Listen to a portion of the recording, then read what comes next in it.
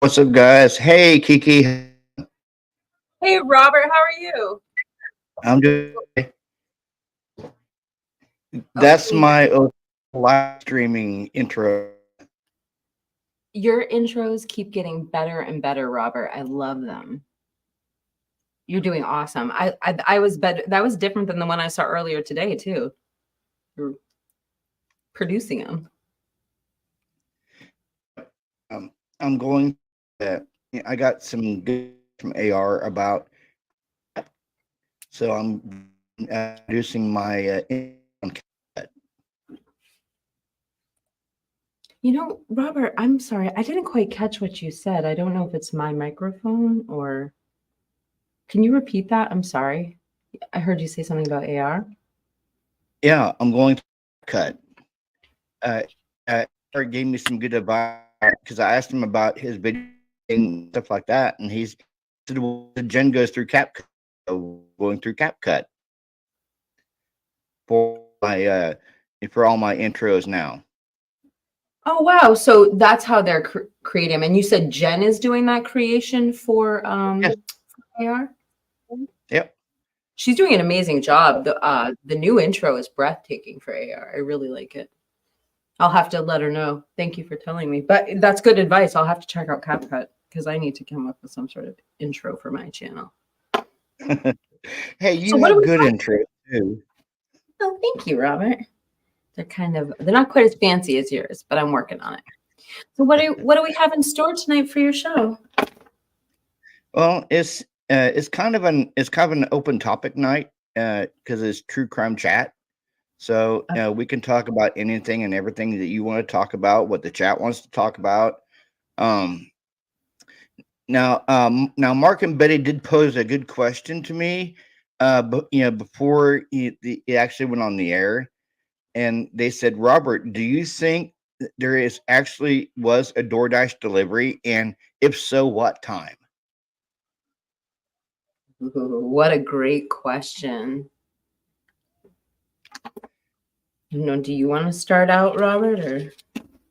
Well, I believe there was a DoorDash delivery, but I don't know if it was if it was the time that they had stated at 4 a.m. I mean, it could be 4 a.m. or it could have been a lot earlier. I mean, I just don't know. Yeah. Well, I think that the DoorDash delivery was around 4:05, but I have so many questions about it, particularly like the shroud of mystery surrounding the whole DoorDash. Now we know the DoorDash came forward as a witness, but why did they ask for why they my phone? Why did my sisters are blowing up my phone? Sorry. Uh, Why did they ask for a warrant going back 3 months for the DoorDash? And then the other thing is that DoorDash driver was like present in the neighborhood at the time when the perpetrator was in there, allegedly. So the DoorDash driver is a witness. And yeah. also, the DoorDash bag was on the counter the next morning. So if the DoorDash was delivered at 4:05 and the criminal was definitely downstairs by 4:17, like, how did they eat the food, hear the commotion, have the crying, blah, blah, blah, and have the food back out in the kitchen? Or did the perpetrator come in right when the DoorDash came in so it never made it out of the kitchen? So it's Well, just the see how they're stating it is it was contactless, which means the DoorDash driver just dropped it off at the door, and then Xanda came down to the door and picked it up, and that's what they're stating is it was contactless, which who means stated Xanda, who huh? stated that? Who stated it was contactless?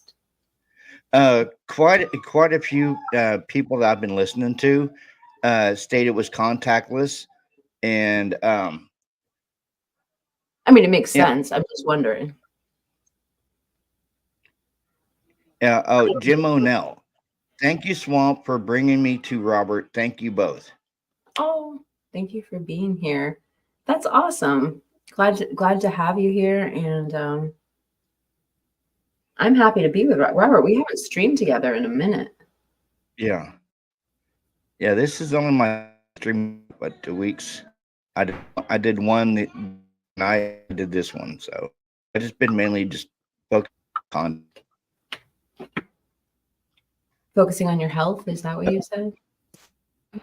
focus on my health and on content, and um, because I make a lot on content than I do on live. So I mainly focus on cranking content. That's all. Yeah. She just said, I think they got 4 a.m. a car pulled up in at that time, but I don't know if it was DoorDash. Wait, put Christy's comment back up again. By the way, Christy, nice to see you. I do not think they got food at 4 a.m. Our car pulled in at that time, but I don't know if it's DD. Oh, Twisty. Christy throws a wrench into the narrative. Yeah, it's all a mystery. I mean, none of us know. For all we know, the DoorDash driver. I know. That's why I love Christy. She's she always having throws wrenches. Yeah, she always throws wrenches into where it needs to go. Well, that's why she's a mod. She's got the wrench.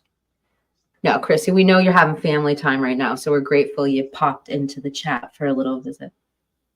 Yeah.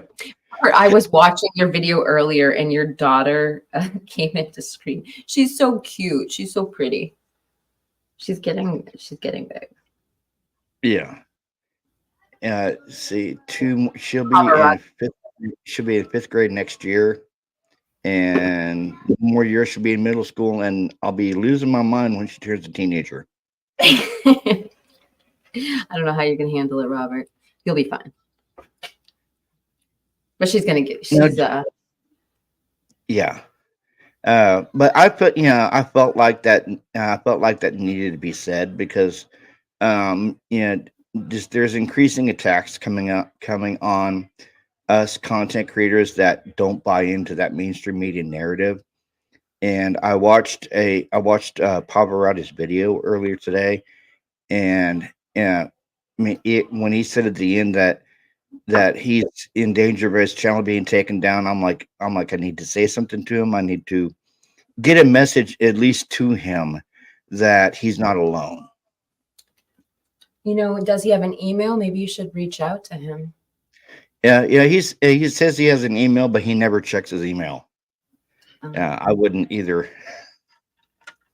Well, I think that was really nice to offer your support to him, and I'm sorry to hear that that's going on with him. I didn't realize things had gotten to that extent. So yeah, it's what Heather YouTube 7. Say that again. Calls the YouTube. Yeah, she knows who. She's not in chat, but I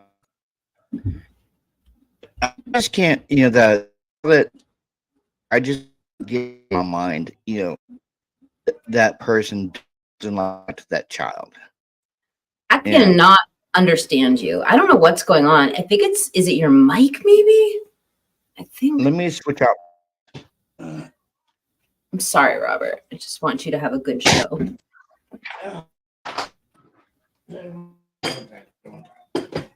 While Robert's doing that, I just want to say, hey, Maven, I haven't seen you in a while. I need to catch one of your fun morning live streams. And the last live I caught, I think you were, forgive me if I'm wrong, I think you were in like a hospital bed. So I hope you're doing better. And Aquarius. Is that better? Yes, we're good. We're good. Okay. I switched to the golden mic. Oh, that's sweet. All right, problem solved. So you were saying something about another crime, Robert? What was that? No, the thing your live stream, the little child that was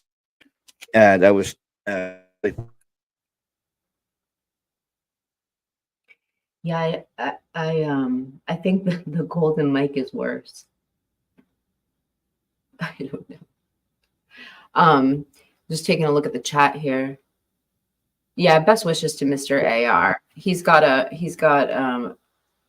long day ahead of him tomorrow, so the prayers and well wishes are much much appreciated. And I've been I've been working on texting him all day today.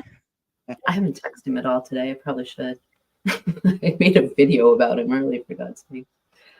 Yeah. I know. I've been trying to watch it, but I'm not a member. Well, that's okay. I made it private. I wanted to edit some of the, the members live chat is it's special, it's different. So I like to edit it afterwards if I can. So anyway. I know it sucks. I'm a mod and I couldn't even watch it.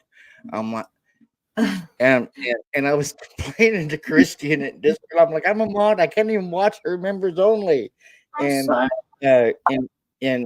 Christian's like, well, YouTube's kind of changed. I'm like, So now Monday when I get paid from YouTube, I'm gonna have to go buy a membership for your channel to watch. Robert, I would have gifted you a membership. I am so sorry. I didn't know that. I apologize. I would have made sure you were there.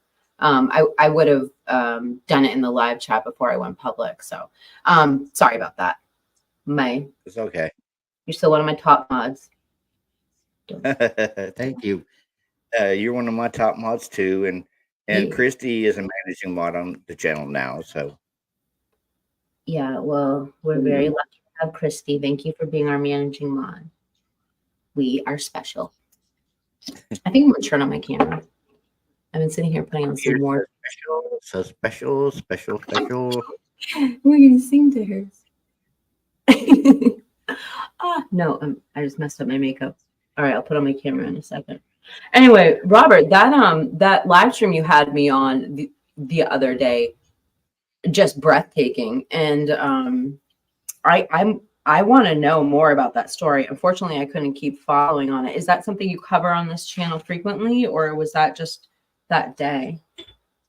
It was just that day. It was kind of a spontaneous thing, and I thought about this morning, but this morning I'm in a cookie mood because I woke up about 6:30 in the morning, and she had tomorrow Monday, so I'll tell you, she's going out with a friend of hers tonight, so I'll be free tonight. Robert, you're breaking up. Big league. Hey, quick question for you, Robert, though, while you're fixing that. Have you read the new documents in the Idaho 4 case? Have you gone through I read the part about the words that they're dropping one aggravators. Okay. It's the felony aggravator, basically. On the breaking and entering or the felony burglary, they're dismissing one of the felony aggravators on that. So I didn't catch that. I mean, I know I've heard conversation about that, but that's interesting. Yeah, I read the document last night, and one of the felony aggravators on the burglary they are dismissing because it doesn't fit with the basically the crimes. So they're dismissing one of the felony murder aggravators on for the burglary. So I mean, and I think that part of that was semantics too, right? Like, because you entered a house, they always add that burglary charge. And if I remember correctly, when I first started reading about that, they were actually saying, no, you have to show burglary, that something was actually taken or somebody came into the premise with the intention of taking something. Well, with the aggravator that they had on the burglary, it was a homicide in the event. Homicide in the what did it say? Felony murder committed while basically while the people was trying to stop the burglary. Can you pull up the document, or I can pull it up if you want? Yeah, 'Cause I do yeah, have I can pull it up. I'd like to review that. Hey, by the way, we have new people in the chat, Scott and Janet and Heather. Welcome. Good to see you guys. Robert, are you going to show me all of your pets tonight before your wife goes to sleep so she doesn't get mad when I ask? The snake is kind of in right now, so I'm not messing. But the puppy is big. Yoda. Yeah, big. And he my butt.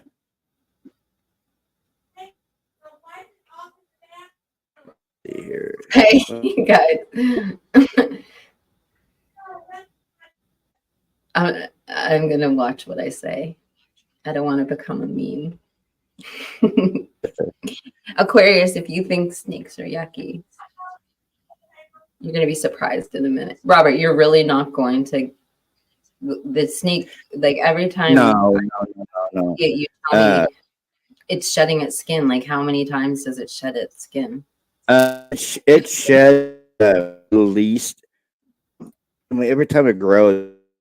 I mean, mind you, is a year old now. It's up to eating two small rats every 2 weeks. Do you feed them 2 rats at once, or do you spread them out? Yeah, no, he eats 2 rats at one sitting. And then he eats nothing for 2 weeks? Yeah. Snakes only eat like maybe every 7 days, but the bigger they get, the less that they can the less that they can eat.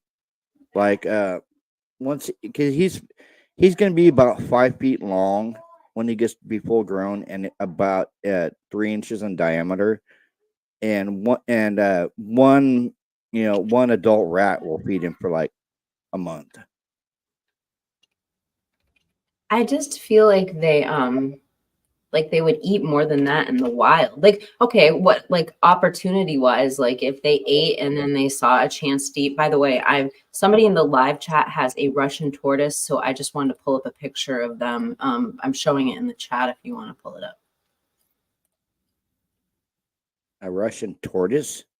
Yeah, let me find it. Aquarius has a Russian tortoise. I just wanted to show at 9:17, Aquarius let us know about her Russian tortoise in the comments. This is that's so cool, Aquarius. Isn't it? They look like they're pretty small. Oh, they have like really long toes. Anyway, just thought I'd help the show. Okay, now do you know that the state is trying to block two experts from testifying? You know, I didn't, but I did see the motions. Well, yes, I did. I didn't read the documents though, but I saw them today when I was reviewing. Do you know more about that? Because I'd love to go over that or talk to you about that. I was really hoping to talk about the case tonight. I just didn't know what your plans were. Want me to stop sharing the tortoise?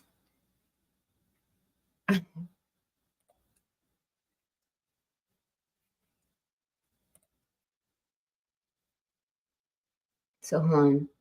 Heather asked, do tortoises live a long time? I'm going to Google it.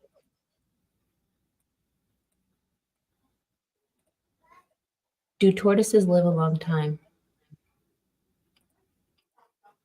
Do tortoises live a long time? Tortoises can live 120 years. I don't need my, I use chat Copilot AI, but Robert, you're better than AI. Okay, so here it is. Question, Heather. And then Swirefly says they live forever and get really big. Okay, here it is, right here. On September 5th, defendant filed his motion to strike a murder aggravator. Continuing with the objection, state has filed a motion for leave amendments pursuant to Hook 18-004. The notice under the Idaho Code 18-4004. Under the notice, this amendment, the state will no longer pursuing any murder aggravator according to the defendant's motion to strike murder aggravator will be rendered moot and should be so. But the state is saying that they're going to be striking murder aggravator under burglary. So they feel the state's objection should be denied. They're removing it. And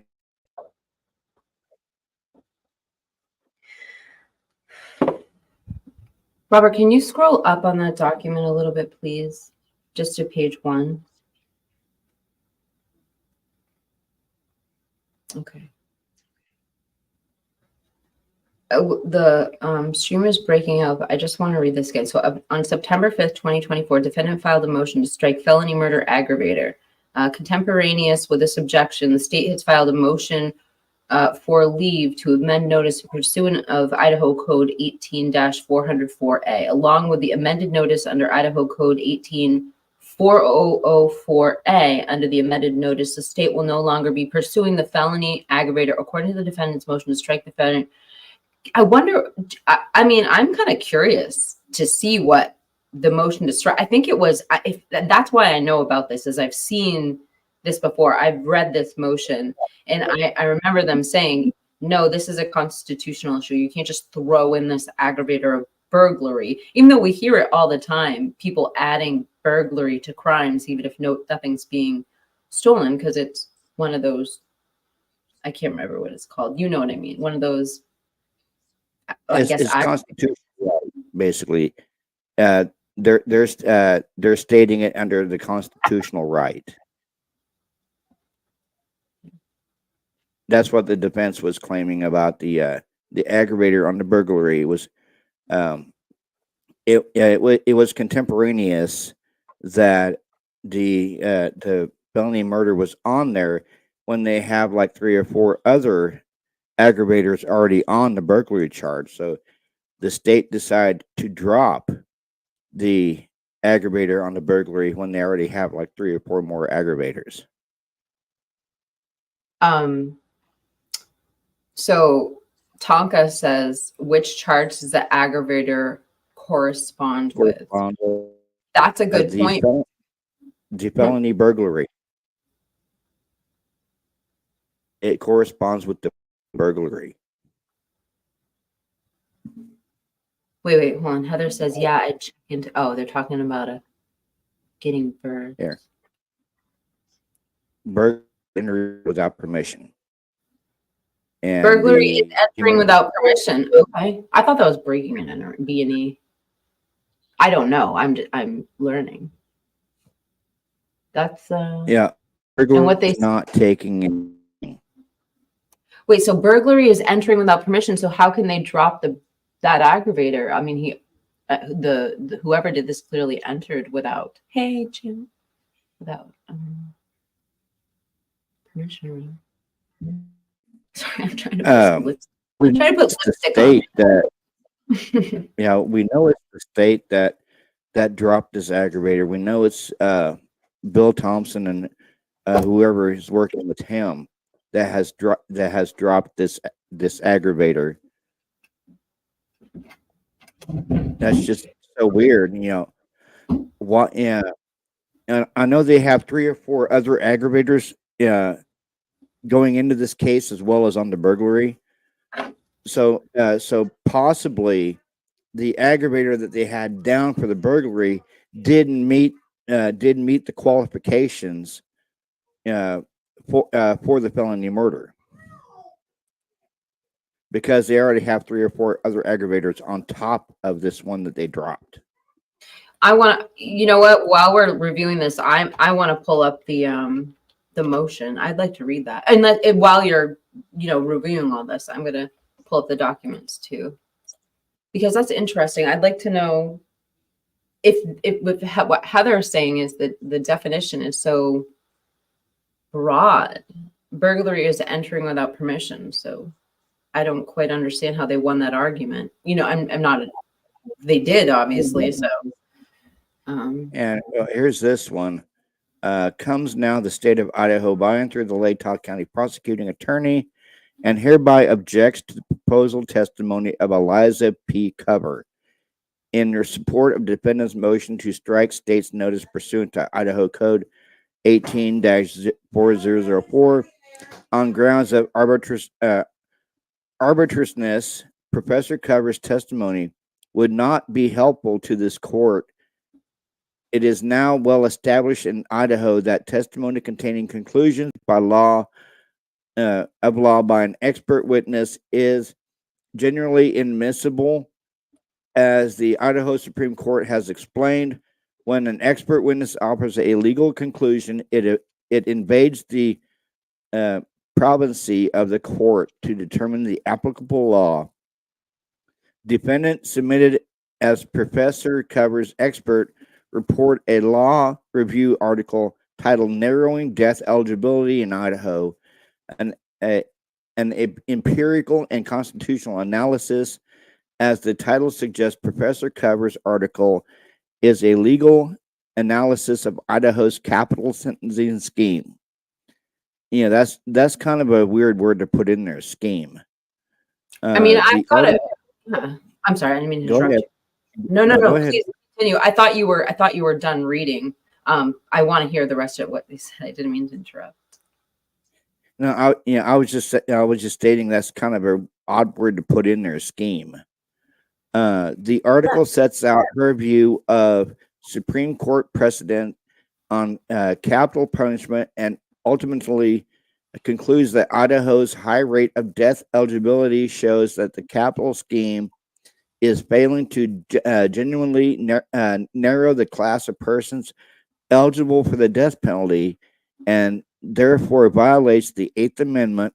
Such legal analysis and argument is adequately performed by defendant's counsel, and admitting it through Professor Cover's testimony would invade the province of the court to determine the applicable law. Moreover, Professor Cover does not have sufficient foundation to testify in a court of law as to the results of her empirical study. The of expert test must lay foundation. This means that courts review both experts' qualifications and rely on by the expert to determine whether the expert can necessary foundation internal.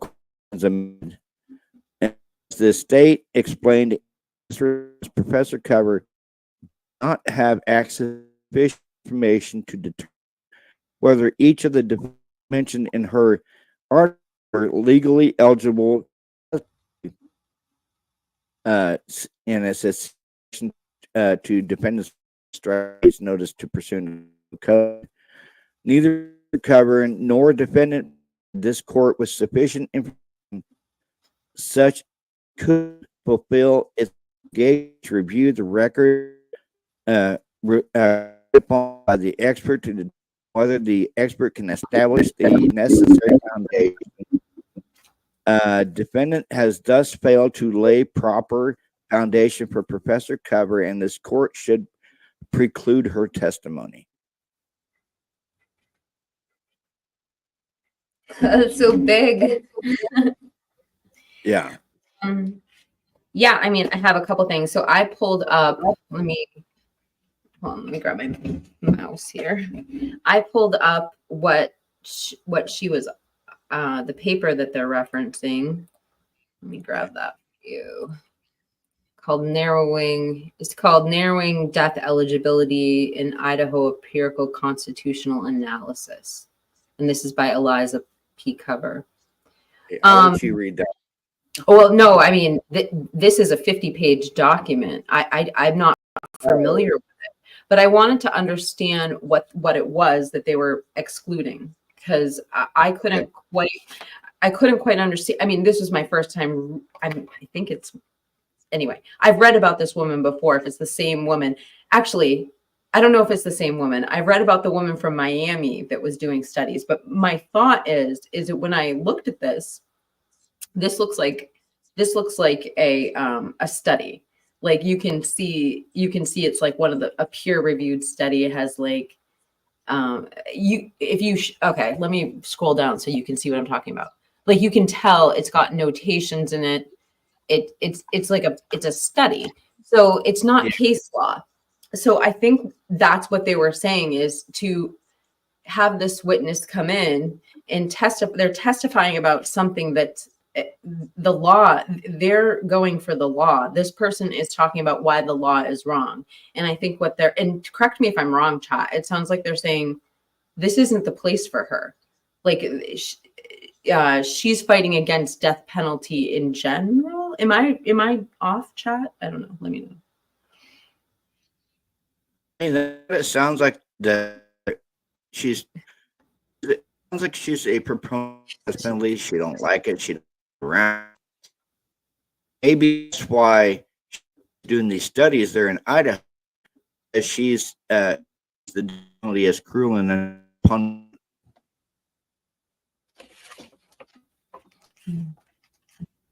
I didn't quite catch that.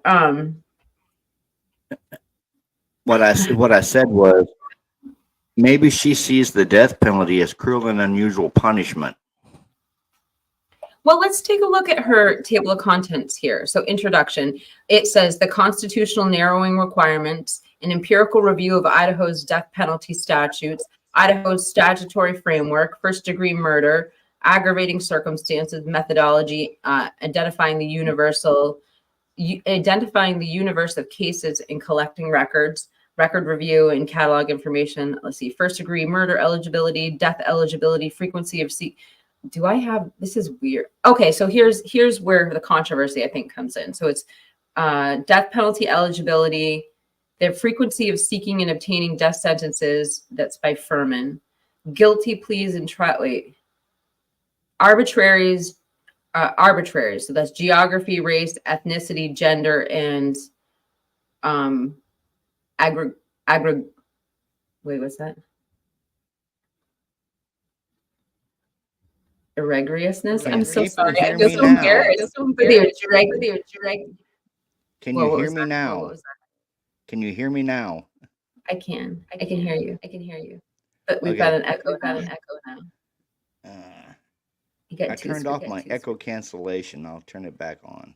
I think you have two screens. No, I only have one open. Can you hear me clearer now? You're perfect now. Yeehaw! Okay. I wasn't expecting it. No,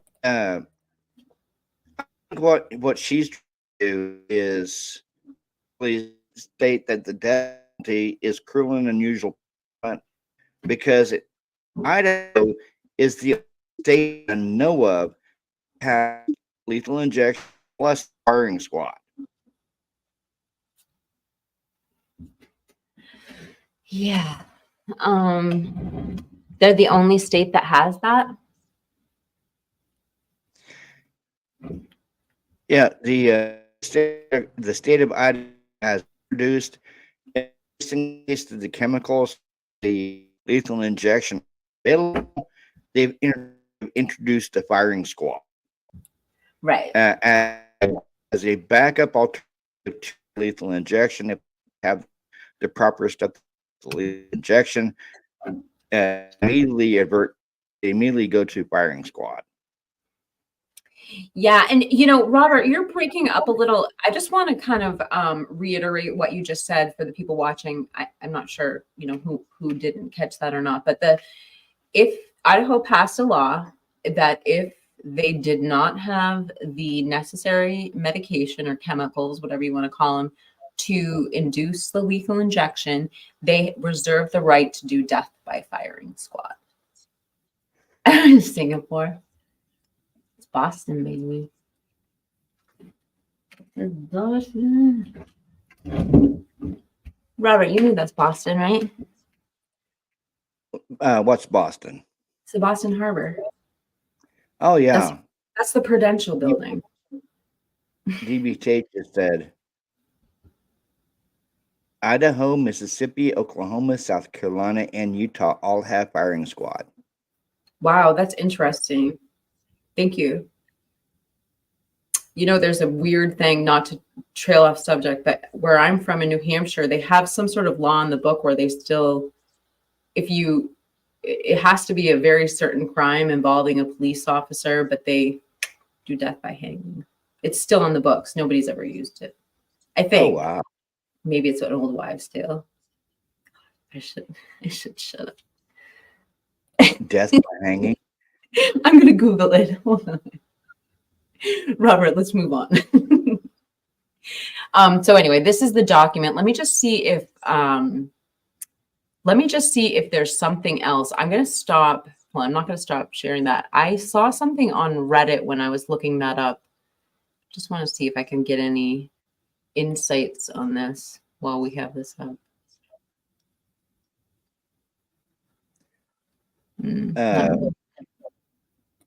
Walking Tonka says, I've always supported the death penalty, but recently actions taken by various states regarding the execution of people deemed innocent is causing me to rethink the position. And I think she's talking about that case where the man was innocent and they put him to death. How do you feel about death penalty, Robert?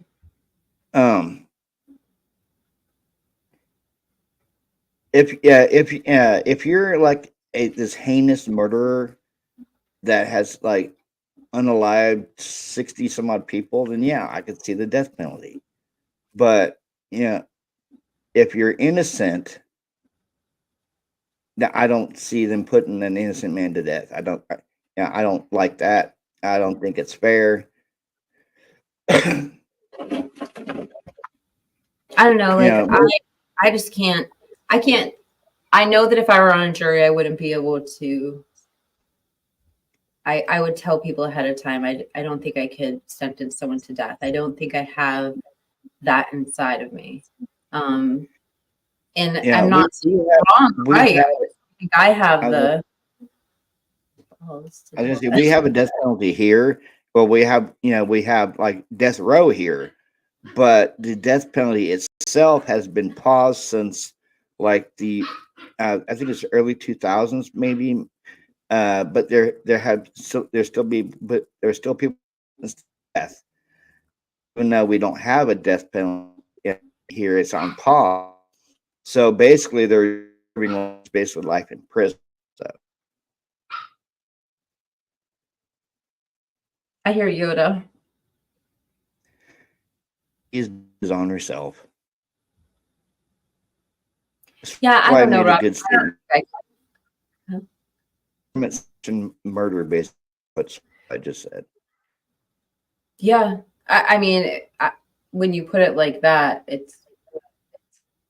I mean, how do you kind of break it down? Although it is the people, I don't know. Yeah, you're right. Yeah. I mean, I'm not saying I'm against it either. I don't know if God forbid, I'm ever in that position where I have to think if I'm ever a victim. Like, I don't know how I would feel if I were a victim or a family member of a victim. So I'm just saying personally, I couldn't be that juror to say yes to DP. Like, Kane, she didn't call me. I have a dog being Yoda. Can she just call him Yoda? Yeah. But I mean, there's a lot of stuff in this case. It's a very touchy, subject type of case I mean, we have all these different narratives going on in the case, and there's a lot of narratives I just don't buy.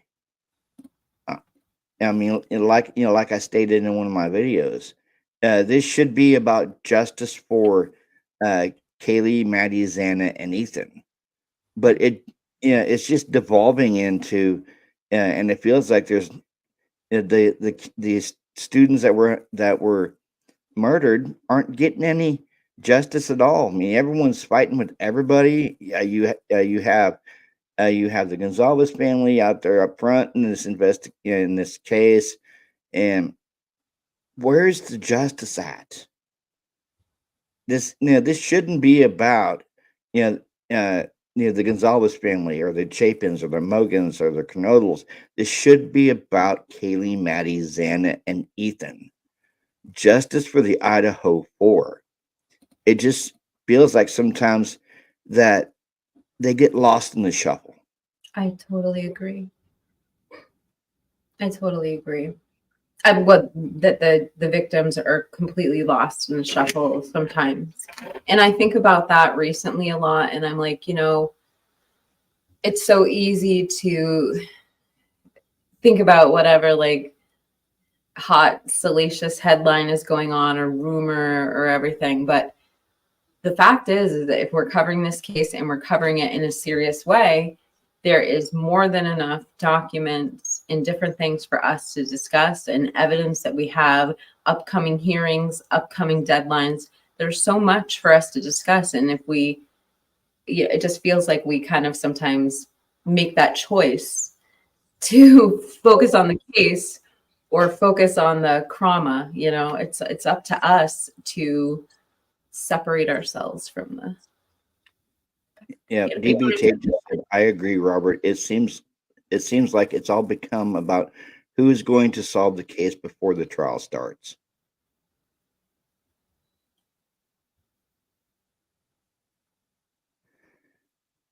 I wanted to look at the comments. Here, I'll put it on screen for you. Yeah. Who's protecting Kane? Paco says. Wait, what happened to Kane? Remember Anne said. Oh, yeah, right there. Okay. Remember Ann Taylor said Salacious. Sorry, salacious. Damn, that was a statement. And when Steve G said that alpha statement and about getting DNA from the streets, I was like, whoa, Vicky. Nice to see you, by the way, Vapor Diamonds. Thanks for showing up. That Dirty Rosie was on Outcast. I'm not going to read that out loud. Here's what Jim O'Neill says. Justice happening on ability. There is no justice for a murdered loved one. And that's all we can hope for is justice for Kaylee, Maddie, Xana, and Ethan. But the gag order, it was put in place to help keep the integrity. Am I Kiki? I said the gag order was put in place to help keep the integrity of the case. Absolutely, 100%. Then how come it feels like the gag order is now the reason this case is devolving into madness? I don't know, but I thought Love Tina has a comment that kind of corresponds with what you're saying. The other one below that, it says, sometimes it does seem that way, but we work together and no one person can say that they solved it by themselves. We all read comments and watch videos.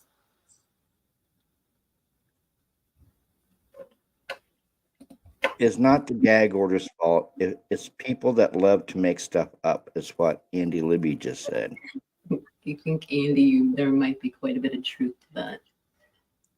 I have no Love Tina says I have no qualifications, but I do make questions to make more to make more sense of it. Mm-hmm. And Vapor Diamond says was Rosendahl behind state? I don't even know. Wait. Rosendahl behind Staples. Why did he dump the tapes of Sean Cohen? Oh, what the? Okay, DB tape at Robert with True Crime Podcast because because people are people and want to fill the void with information. Yeah, that's so true. I want to elaborate on what DB is saying. Like our minds, if you think of the way that our thought process works, like it's like sorry, I have a green screen behind me, but if you think of your thoughts, we want them to go in a nice like circle. They have to have a beginning and an end. And when we can't we fill in the blanks so we can have a complete thought. That's the way like our psychology works. I did want to say for diamond vapors though, although I don't know about a lot of those different things, it is something we need to pay attention to because we know that 2 of the first responding officers could possibly, we're going to be hearing about on the stand why, they might be difficult witnesses because there may be, I don't know if it's a Franks violation, but there's a Brady Giglio would be more under the Giglio. Yeah. So those 2 responding officers, it is worth whatever you're having to say. I mean, that's why we're looking at the Giglio. If I'm my non-professional assessment. Janet said the DP is wrong on every level of the moral spectrum.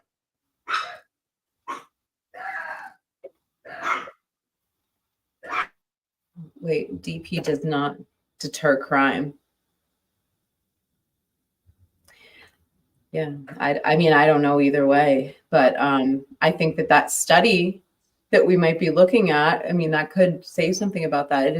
I'd have to look into that, the deterrent factor.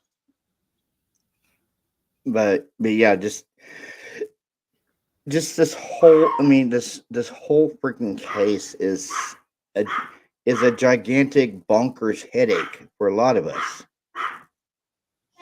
Oh, yeah. I mean, I definitely I do find the case interesting. It's intriguing to me enough to make me want to get up and read the documents. I'm really interested in it. What gets to me is sometimes when I get sidetracked, just like everything you're saying, like keeping focused on the victims, on the crime, on what we're doing, and putting a good show for the viewers and not getting sidetracked on things. So let's go down. There was one by Heather I wanted to. Sorry, I have a loud barking for barking loud. Did you see what Kane said? It sounds like you ought to just unalive someone. Oh yeah. It does sound like that. Tina says it turns like talking about or the other thing too much in a hurry to hurt him. It goes back to, I mean, he's innocent until proven guilty. Yes, that's his constitutional right. Innocent until proven guilty. It's also his constitutional right to face his accusers. Mm-hmm. Amen. But where I kind of draw the line is have the meat parade. He's guilty, and it's, to me, it's like they're trying to infringe on his constitutional rights. Yeah, I mean, the answer that I always hear to that is, well, innocent until proven guilty is for the people working on the case and the jury. And it's like, but the jury is a cross section of the people in your community. So it's something that we all have to honor. It's like one of those things, like you just honor the principle. Like that makes a better society, not condemning someone before you see the evidence. Like I just don't like people who are like, oh, just completely disregard that and think that it's not their obligation, because it is. It's part of like the fabric of our society. Heather has a really interesting point. Do you mind if I just bring something up real quick? I already got it on screen. No, the one at 9:48. I actually, I think I have a screenshot of it because I want to read it exactly. So if you go up to, yes.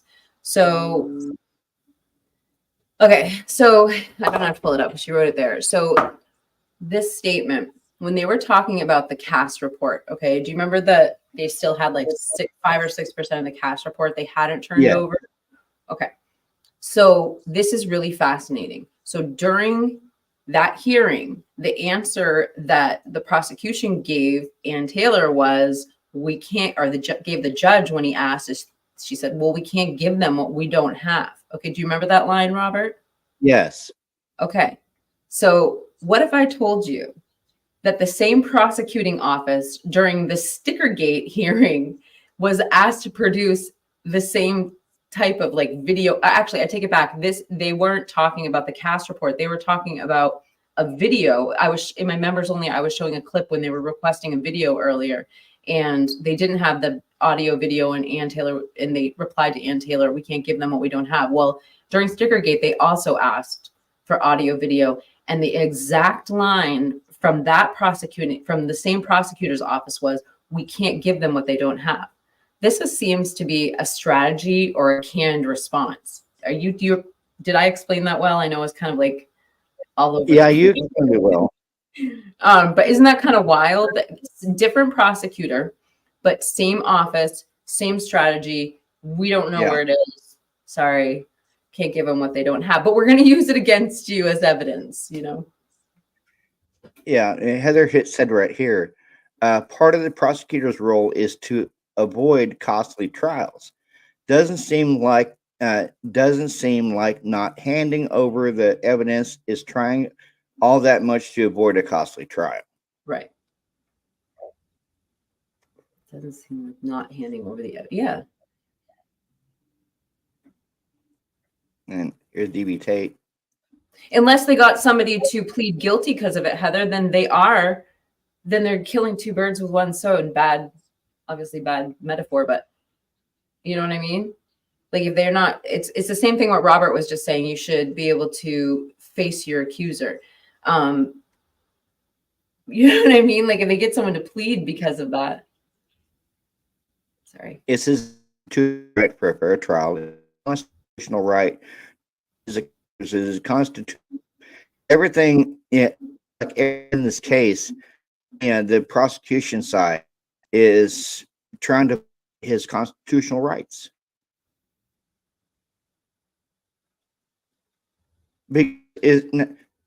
Now the of course, you know, you were from when I was debating Gilbert, and he said that well, I mean, prosecution. Taylor is on her 17th motion to compel, or was actually. So why does the freaking prosecution drag his feet? And they're still dragging feet that we know of. I mean, we don't know what was handed over. But we know one thing is that there will be paperwork filed around the 14th of November. I mean, it's all motions have to be in for compelling evidence, for the Lamine, which is stuff that they object to the jury hearing, you know, during trial and stuff like that, and motions for pleas. So any evidence left, like that's their argument. They have to give all grievances and arguments by the 14th. So we're probably, if there is another motion to compel, if Ann is going to file another one, we're going to see it around that date. And then we'll see the state answering it. Their answers are required within 2 weeks. It's like sometime mid-December. So we're going to see a lot more in less than a month. We're going to know what haven't they turned over yet.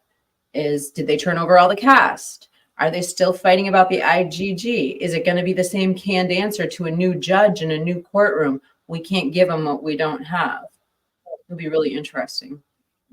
Yeah, and now do you know that there's still a gripe over over Brian wearing street clothes to the hearings?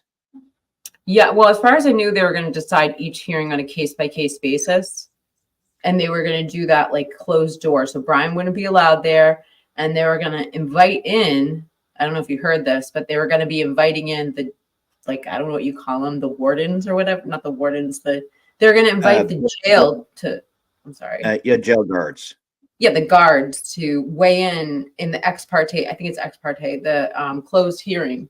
And Brian wasn't allowed at it. And it's a case-by-case basis. So I think it has to do a little bit with behavioral, like, is he behaving in jail? I don't know. You might know more than me, Robert, but I did hear that it's going to be every single hearing is a case by case basis for now. Yeah, the last thing I heard was he's in a one-man cell. He's not in Gen Pop because he's a high-profile inmate. The last thing I heard, he's not in Gen Pop. He's in a one-man cell. And he is where in Latah, he had his own. He either had his own TV or he had access to the TV. But in the new jail, he has limited access to television.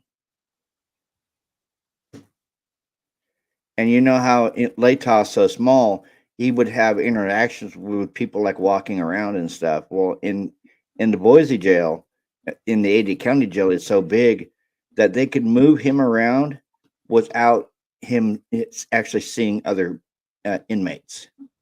Yeah, I thought that was a little breathtaking. Can you imagine being a person serving there? Like they can just move you around. You'd be in this dungeon and never see another person. But I did hear that. And I wonder, I'm not clear on the television part. Because if he's only let out of his cell for like 1 hour in the court and 2 hours a day, so what does he get? Like an hour to go look at TV, or like he gets out of his cell. He's locked down 23 hours a day. He gets 1 hour out a day. DB Tabe says he has access but not control of the TV, so he probably can watch TV during the day. Is that right? I'm like really interested. I wonder what you do for entertainment. Most people just work out, I guess. I guess Heather's talking to DB Tate in the chat. All the AT&T's line. I love Tina says both sides and some outside. I don't Paco, but thank you. Hey, can I just stop for a second? Vapor Diamonds. I'm gonna have to ask you. I really want to protect my friend's chat. Can you please can you take that down, Robert, please? I'm going to ask you, Vapor. We really appreciate you here, and thank you for being so active in the chat. But my friend needs to protect his channel, so we're going to ask you to use initials or just first names because that's right. Am I right, Robert? Or you changed the rules in your chat? No, no names.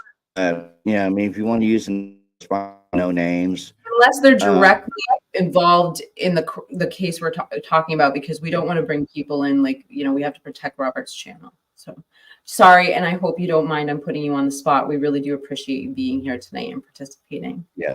Interesting comments. I like them.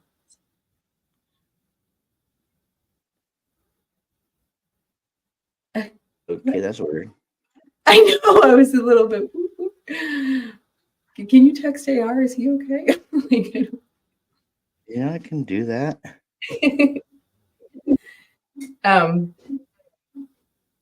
Wait, hold on. Tower dump. Yeah. Okay. So I think this StickerGate thing is, in fact, when Heather brought this up in my members chat earlier today, I wrote down, like, you guys gave me some inspiration for like 3 different videos. That was one I really wanted to explore, because once I learned about StickerGate, I give away all my video ideas. So I've always found this bizarre connection, or this connection. I think it's ironic that Moscow, Idaho adopts this StickerGate with the sickle and hammer logo so close to the red soldier logo. And then Papa Rogers, who we all know so well, actually is a profile picture of the exact same soldier that existed for a very small sliver of time, like 3 or 4 years in the early 1920s. I mean, it's just the exact same symbol as the StickerGate. And I just found it weird. It's like, okay, so if this person, Papa Rogers, he was obviously, to me, either trying to look like a local rebel, or he was. But either way, like if he really was involved in StickerGate, he wouldn't use the StickerGate logo. So I'm feeling like it's somebody, maybe it's Ellie, being like, oh, this is a good way to hide. Or maybe it was a troll. I don't know. But I just feel like that StickerGate connection is some sort of connection to Papa Rogers. So they were using that to enhance their profile, or make them, if it was Ellie, maybe to make them look more local or real. I don't know. Any thoughts on that, chat? I have an entire video on it if anyone's interested. Well, I just got AR. He goes, good, LOL. What, because he's not arrested? Yeah. He typically unique. Typically unique. Long no key.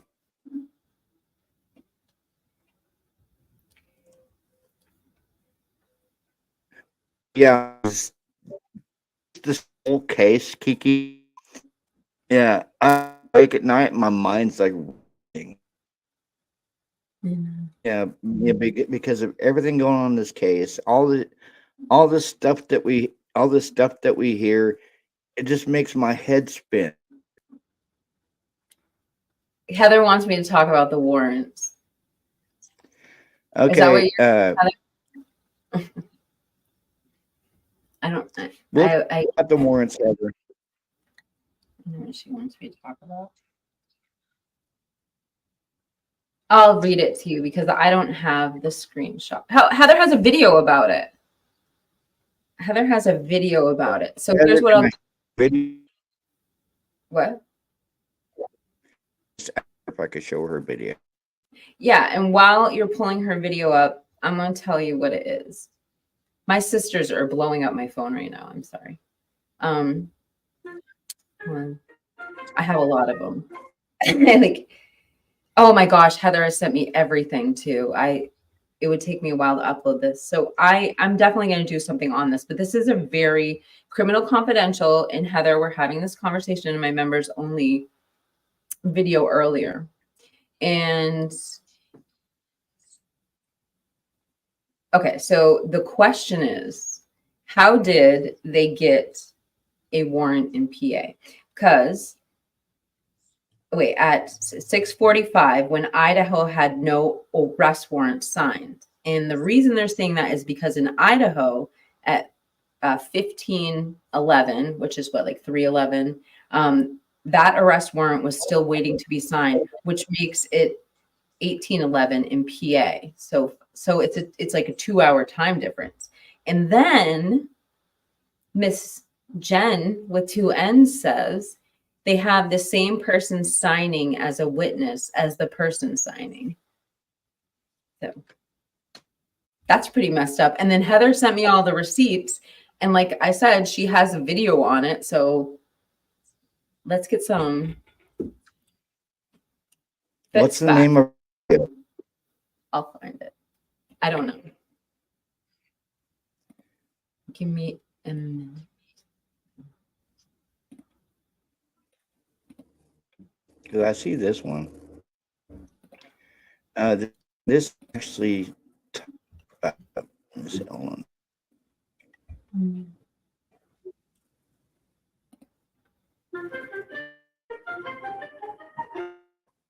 I feel like you're listening to Looney Tunes. It's a short video, I'm pretty sure. Well, this one is called Headlamps in the Elantra. That's a very good video. That the Moscow Police Department has been looking for what, the last 2 weeks or so? What is your take on the fact that Robert? Robert, did you hear me? Because of the fact that went out, as far as I'm concerned. What? Put a banner up for Heather, please. I was tying it up.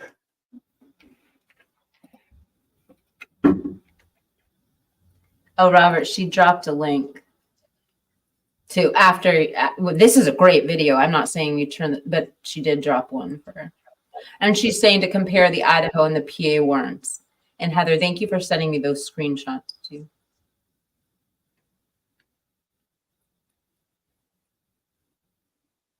Oh, AR's here. Good, AR. I was just hoping you weren't in custody. He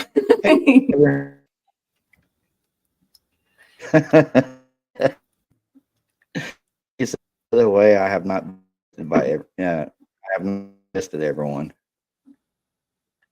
Wait, what? It came out later on than it should have. I think they should. He says, by the way, I have not been arrested, everyone. We must have misunderstood the comment. Yeah. By the way, I have not arrested.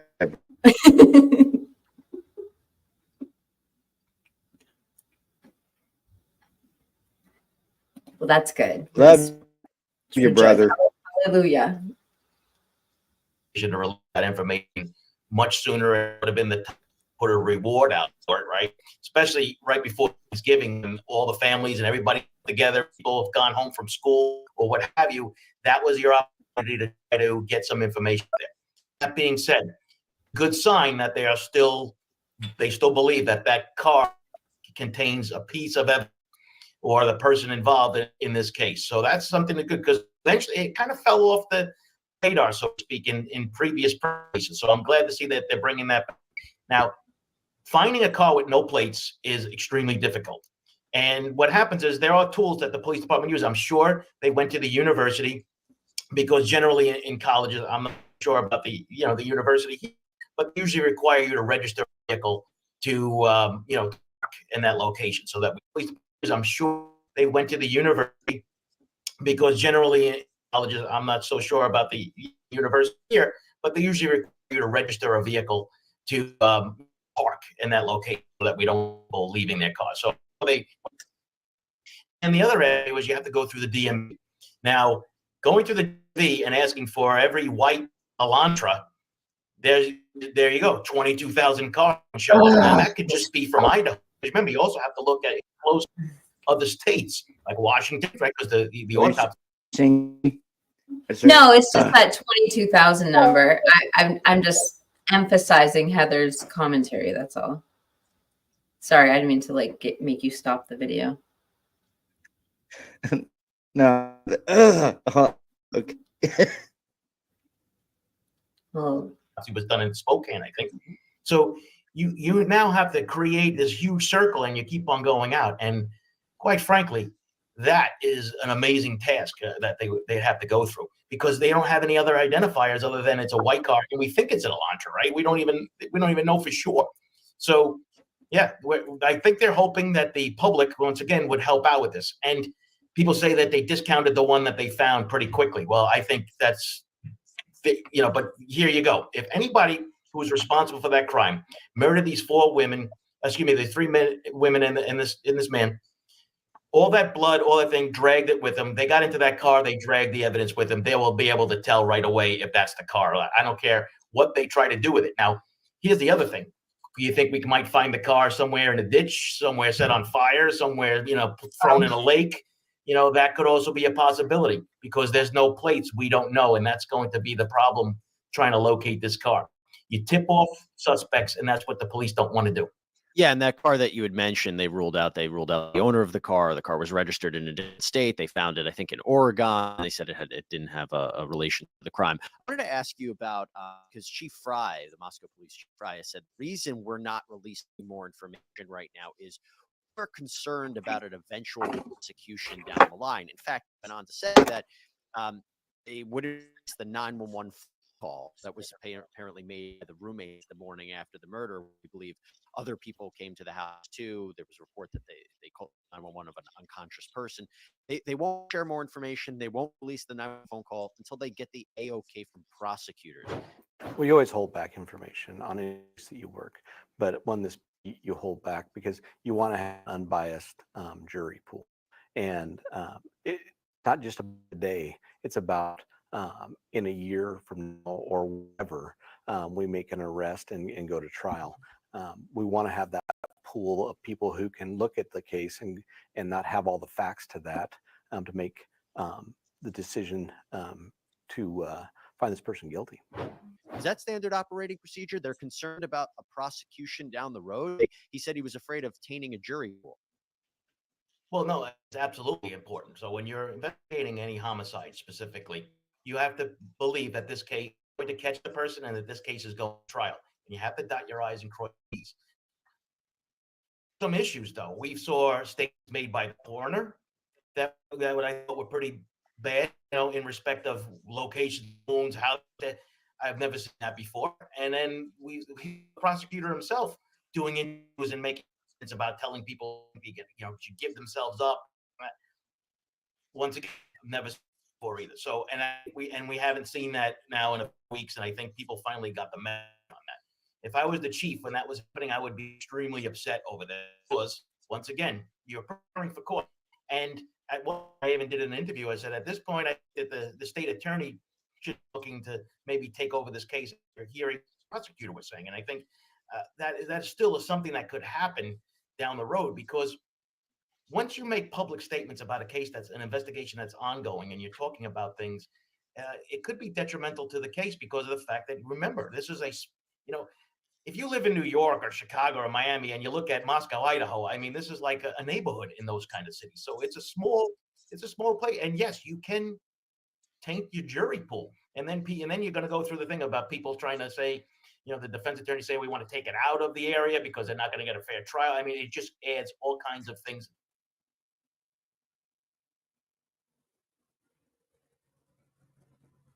to it. And of course, we know that the prosecutor from the Lata County prosecutor's office basically came out and gave conflicting information about, was the house the target? Was it the people that was a target? That was a whole big mess. Before I let you go, Joseph, I want to ask you something real quick, because it is being reported that Moscow PD officers who are investigating this case are being offered counseling services. What do you think about that? Well, listen, mental health is something that has to be addressed because of the fact that, you see a lot of, you got to remember, they really don't deal with a lot of homicides, and this must have been a bloody scene. You're talking about a state that had 41 homicides reported in the entire state last year. So, this is something that is, we saw it, of course, with San Diego. We saw it with Uvalde. Yeah, mental health things are something extremely important that police officers should receive. And the some nature of these killings, right? And that's the thing that we can't forget about it. Joseph, I'm going to give you a final word, 30 seconds. Do you have confidence that this case will be solved by 2023 in the year? Yes, I do think we got to remember this is going to be patience. In the next, within 6 months, as they're culling through all this information and looking for things, you have the state involved, you have the FBI involved. I think that you have a lot of good men and women that are working this case. Joseph Giacalone, thank you so much for taking the time. We really do appreciate it. Is there something specific on the call that you could lead to an arrest? Like I said, I can't discuss that. It's part of the investigation, but as soon as we can release that information, we will. The Moscow Police Department releases some updates in the University of Idaho investigation. But what does it all mean? Retired YPD Sergeant Joseph Giacalone breaks it down. Welcome to Sidebar, presented by Law and Crime. Jesse Weber. We have some updates for you now in the University of Idaho murder investigation. I'm talking about the killings of 21-year-old Kaylee Gonsalves, 21-year-old Madison Mogan, 20-year-old Zana Kernodle, and 20-year-old Ethan Chapin, whose body found in their off-campus home back November 13th.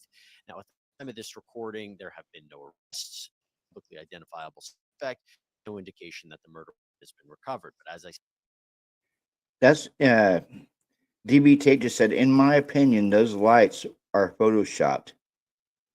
Hubby is a car guy. He agrees.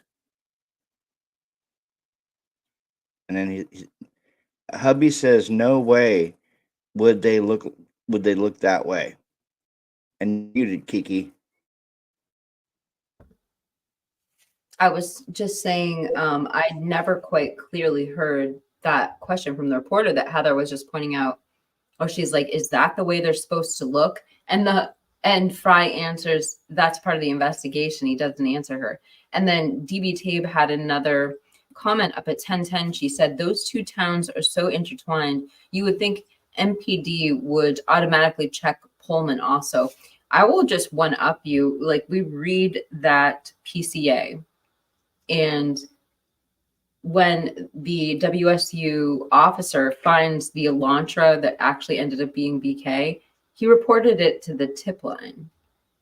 And I mean, and you even say, DB, you know, the two towns are so intertwined. That tip allegedly was overlooked for a period of time. Why is it that somebody involved with LE in Pullman doesn't have some sort of direct way to report to MPD? You'd think it'd escalate higher than a tip line where 6,000 tips are. You know what I'm saying, Robert? Doesn't that seem odd to you? Like, I've heard the term BOLA. No. I'm sorry. Yeah. I said that does seem odd. Yeah. Thank you. Because you have one security guard going through the list and looking for what alarm, and then an hour later, a different security guard out in the park looking for white Elantra. And I just want to make it even more messed up for the people listening to us right now. To top it all off, the private driver that dropped Kaylee and Maddie off that night, it's just ironic. And if you don't know, it is really interesting. He reported BK's car as well.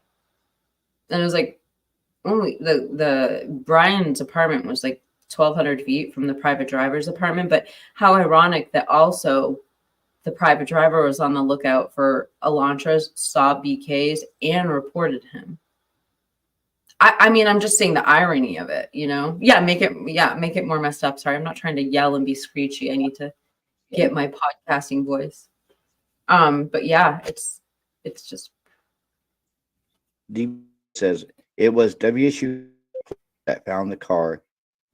May not have direct contact, although they should. Hey, I have another good talking point along those lines that I heard in my members live earlier today by Too Fast. And he said it was fun. Oh, what did he say? Fun Fact Thursday or something like that. Brian was oh no, I'm going to get it wrong. I have to. Okay, so Brian was arrested before not arrested. He was detained before by Moscow police for a seatbelt violation. And I might be getting this wrong because it's a new story to me. But then afterwards, someone commented in my live stream, they've requested the video for that and nobody's got it. But they give the video for the Banfield. Did I get that right, chat? I don't know. I think that's interesting, right? Because they reference it in the PCA that he was pulled over. Wait, private driver. Heather says private driver never lived in Pullman, according to any background I've ever done. Yeah, well, sorry guys for the fake news. No, fake news, Kiki. Hey, at least it got debunked, right? Okay, I got this video pulled up.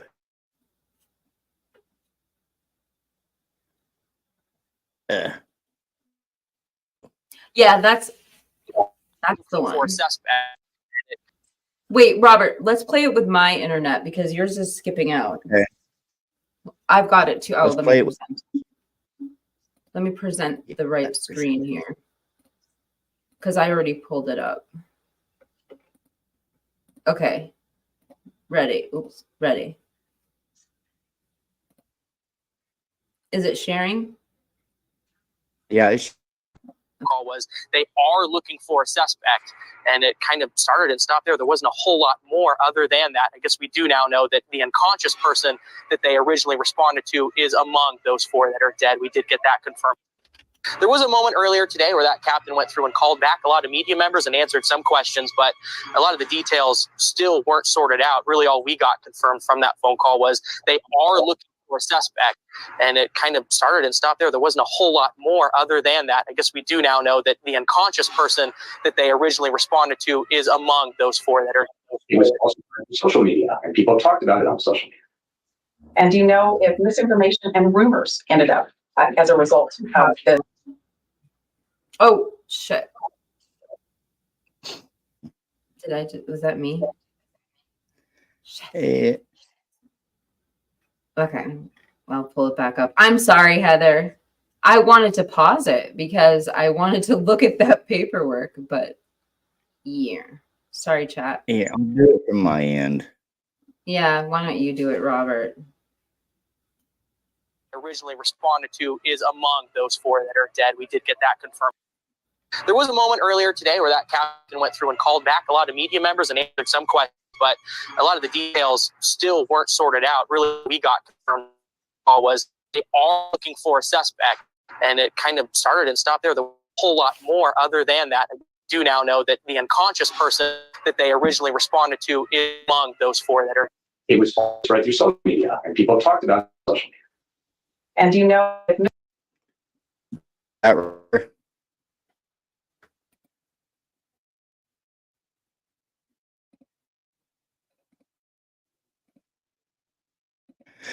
Heather shared in the chat PA court story media PDFs. Koberger warrant case.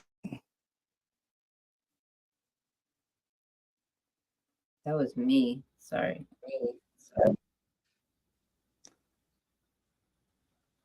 I accidentally pulled up Heather's video. That's what that noise was. That's okay. Here, look at this. Thank you. This is what Heather just said about. All right, so we're looking at the Commonwealth of Pennsylvania, and you can see the timestamp up there. So it's the 29th. I don't see the time. Where's the time, Robert? Okay, 4:44 on December 29th at 4:44. All right. So show the next document. Sorry, I didn't mean to like yell that at you. Okay, so that's the second page, the 4:44, December 29th. Go ahead, switch to the next one. Only one page here. I got the other one. Here, let's send another one. You weren't sent another one? Sent another one is memory.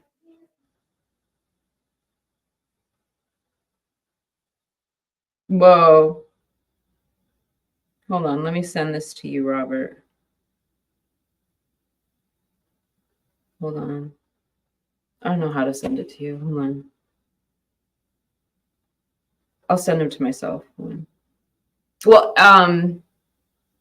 never mind. Let me turn off my camera. So what Heather has is she has them all. She's got them in one document. Hold on. Sending it.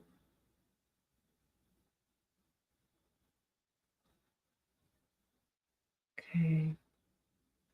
Send. Okay, let me pull this up on the computer. Oh, hello, guys. Robert has left the building. So I want to read a couple of things in the chat since I have control of the live stream. So Heather's telling us to look at the timestamps. Heather, I did just send that one to myself, and when Robert comes back, he's going to have to present that because I can't present another screen. But I've got it pulled up. I'm going to go through your comments a little bit because there were some interesting things in here. So I'm going to go back up to the middle of the chat. I saw a comment by Tonka. Hold on. Huh. Well, actually, oh, I don't want to say names out loud. Hold on. Okay.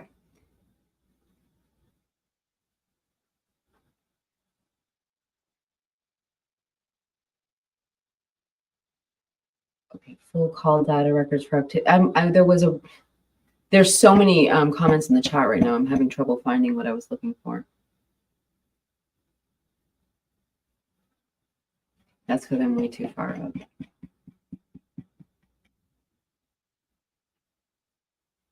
Okay, so I'm just going to go back down to where I left off in the chat talking to you guys, where DB Tabe says these two towns are so intertwined, you would think MPD would automatically check Pullman Sorry also. about that. My freaking Wi-Fi went down for a minute. Well, we kind of knew that was going to happen. I was just getting at when we were talking about the private driver and we were talking about the DoorDash driver, Heather had made a comment. I'm trying to get. Oh, well, before I get there, this is along the same lines. DB Tape says it was WSU campus police that found the car. They might not have direct connect, although in my opinion, they should. Yeah, I guess I wasn't quite sure like where the line of campus police versus police is.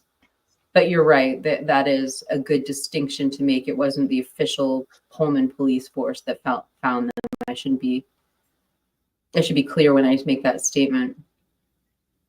And then, okay, so this is Heather says private driver never lived in Pullman according to the background check I've done. And then she goes down to say, and I have done background checks. They are paid for, not free. And then where is it? Okay, so it was a conflicting interview. So she says the conflicting interviews always made me wonder if one was the DoorDash driver and then the other was a private driver.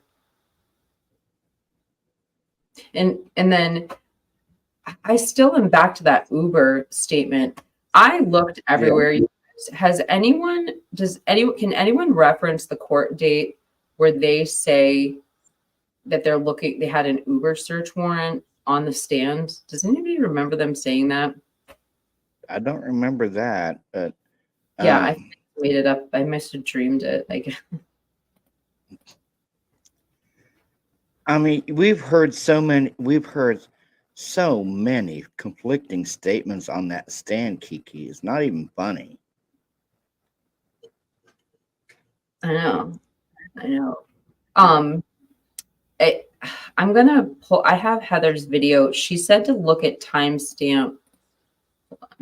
She said to look at the timestamp 311. Hold on. So now we have to go reconfigure the cast report. Oh, that's the one we just looked at. Okay, I wasn't sure. Yeah. And she wants me to look under page 1, just under the charges. And then I have a document too. I'll pull up for you. Okay.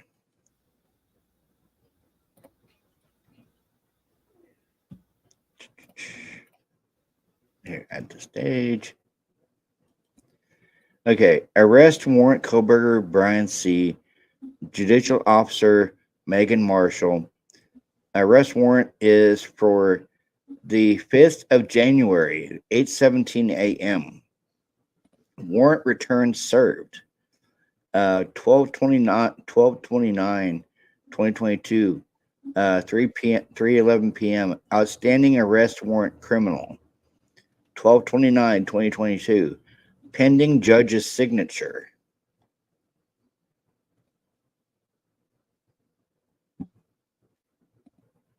That's very interesting, Heather. That's very interesting, isn't it? I'm having trouble. I had a great document, but it's not downloading onto my computer. My computer's telling me I have to install something. Let me try sending it to my Gmail. Google is usually pretty forgiving to me. Yeah, when Heather was talking about this earlier, I'm like, I really would like to make that into a video. So it's good that we're kind of hashing it out tonight. So I'm getting all these details. Yeah, Heather just said 3:11 in Idaho makes it 6:11 in Pennsylvania. So how does Pennsylvania get their warrant at 4:45 Pennsylvania time? That's messed up. And then what about the signatures? If we, didn't the same person sign both warrants or something like that? Yeah, Megan Marshall. Oh my gosh. Well, that's the Yeah. judge. That's a judge though. Yeah. That's Yeah, Judge Megan Marshall. And then on 12/29, 2022 at 3:11 p.m., pending judge's signature. Because it has two dates, the same day, the same time. One is pending judge's signature, and the other one is outstanding arrest warrant. here. I just pulled one up too, Robert, if you want to display it. This is another one from Heather right here.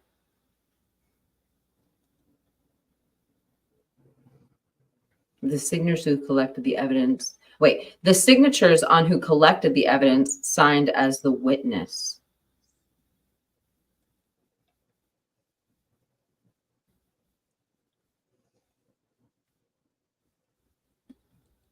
Oh, on the search warrant?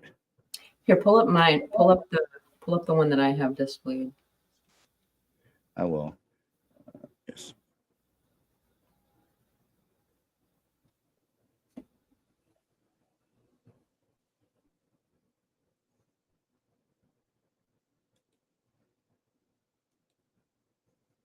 There we go. So, I mean, I think, is this what, so we got the warrant served on the 5th. So outstanding arrest warrant, criminal. So they both have the same time. Yeah. Pending judge's signature.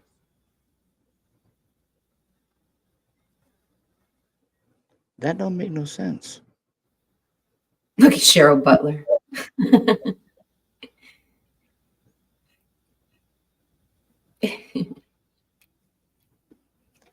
That don't make no sense. Why have this? Why have the same time for two separate things? In two separate states. Yeah. And even if they were signed at the, they're different time zones. So like, let's just say that did happen. Like one would be like 6/11, the other one would be 3/11. And Heather just stated the PA warrant is the signature of person Collecting the evidence is also signed as the witness. So they signed in both places. I'm going to have to really look at those signatures. Let's go to this one. Here, let me zoom up on this. Thank you. Spring State Police. Warrant application approved by district attorney. The warrant shall be served as soon as practicable and may be served anytime during the day or night, but in no event later than 4:35 p.m. December 31st, 2022. Then what? Huh? This warrant shall be served as soon as practicable and may be served anytime during the day or night, but in no event later than 4:35 p.m. December 31st, 2022. That don't make no sense.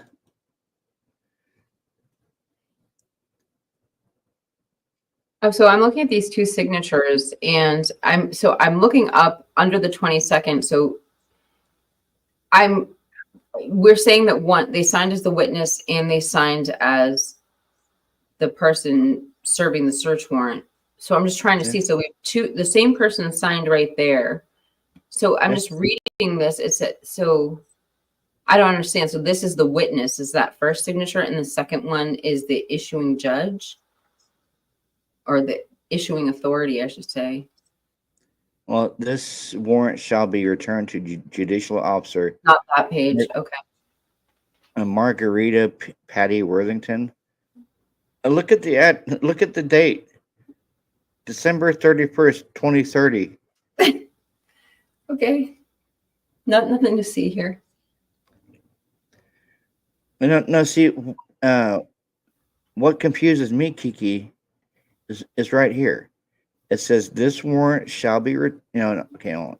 This warrant shall be served as soon as practicable and may be served at any time during the day or night, but in no event later than 4:35 p.m. on December 31st, 2022.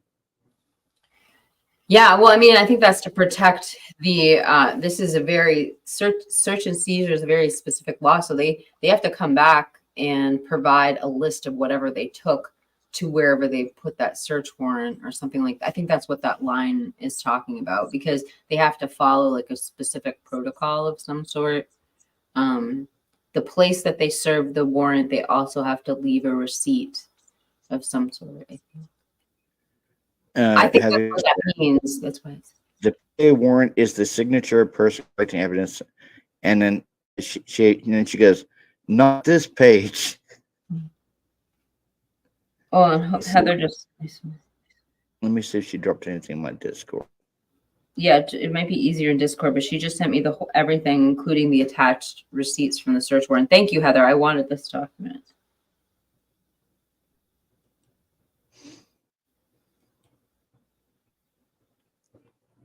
You just let me know what you want me to do about it. Right here. Well,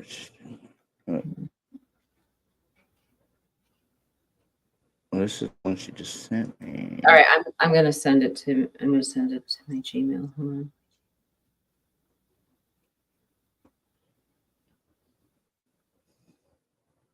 Oops, that's Love Tina said 2030 must be when the warrant will be dead or non-existent. Oh, that makes sense. Right. And then Swirefly just said 2030 is when the commission expires. Thank you for clarifying that. I always love me some Swirefly. You love me some Firefly. I always say that about Maven. I love me some Maven. The problem is I get sucked into her like little game shows, and it's like a time hour goes by. All right, so I'm gonna. Love Tina says yes. You Love Tina says yes. You better. Yeah, you said it better. Sorry. And Firefly said that to my comment. All right, I'm sending this. Let's try this again, people. Oakley dokley. Okay. It says right under the line it says right under the line what is means. Let me open this in a new browser screen. Open a new window. Close my other downloads. Oops, what the heck did I do?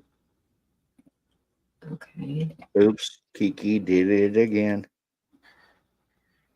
I almost started. You almost got me, Robert. I almost started singing. What the frick? I have my distribution papers up. Hold on. I'm trying to not dox myself and share this at the same time.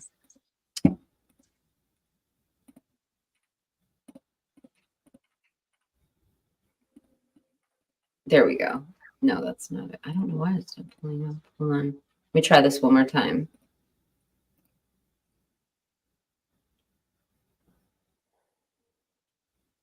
Copy link.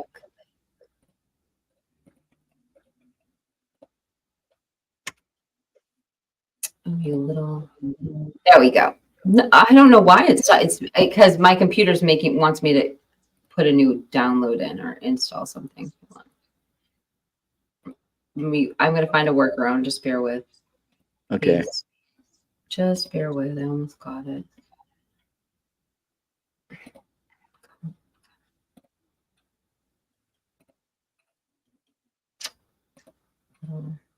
Hey, Leslie and Billy.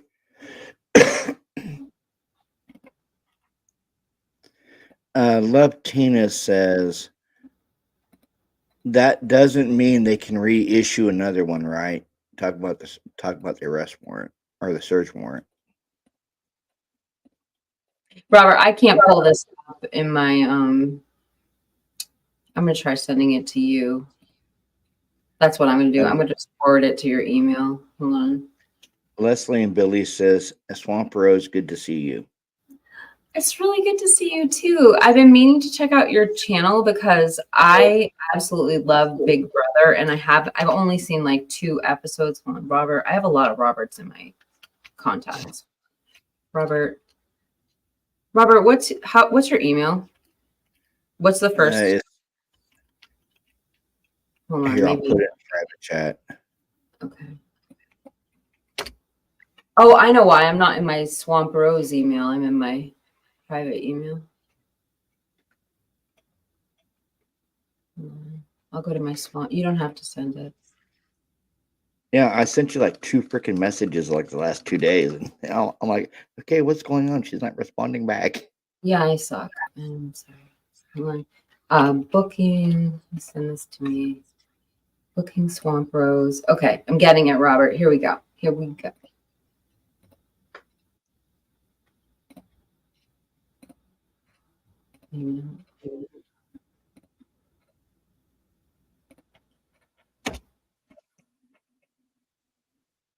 This is so weird. All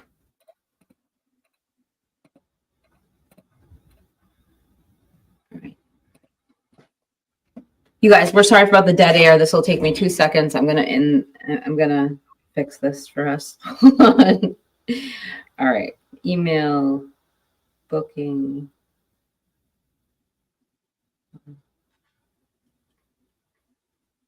Good, Robert. You're in my contacts. Okay, I'm sending it to you now. There you go. It's coming from a weird email that says kitten on it. Kitten. That's one of my nicknames. I know, I got a couple from you that says Kitty. That's a weird name.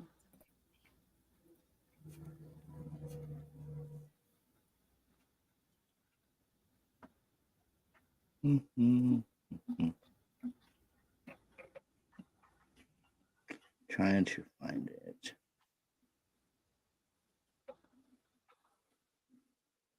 Wait, does he watch live feeds too? You know what? I was watching some cat videos today, and now they're getting recommended to me, and I don't have a cat. And it's sad. I want one. There's someone in my family who has a cat phobia. And then I was just talking about cats one day, and they were like devastated. They're like, you wouldn't do that to me. I'm like, no, I'm not getting a cat. Don't worry. I actually have 2 people with cat phobias in my family, and they're identical twins. Isn't that? You don't hear that? Weird. Right? Nope. Did you get my email? No. My email's being slow and janky. Do you have a cat? No. We're not. The house that we live in, the landlord's wife is like deathly allergic to cats. So we're not allowed to have any cats here. But my wife told me last night, because my wife's wanting us to move back to Missouri in the next year or so, because her mom and her grandma's not doing very good health wise, and she told me last night, she goes, honey, she goes, if we move back to Missouri, she goes, you know what I'm getting? I'm like, what? I kind of joked around with her. I'm like, what? Another husband? She goes, no, a cat. The was it Swirefly? Yeah, Swirefly says she wants a rag doll. Do you know what that is? Yeah, I know what that is. I got a my sister has a Maine Coon. It's humongous. I knew someone who had a St. Louis street cat, and that thing was bigger than a Maine Coon cat. It was the craziest, biggest cat I've ever seen. I don't know what that is. A St. Louis street cat.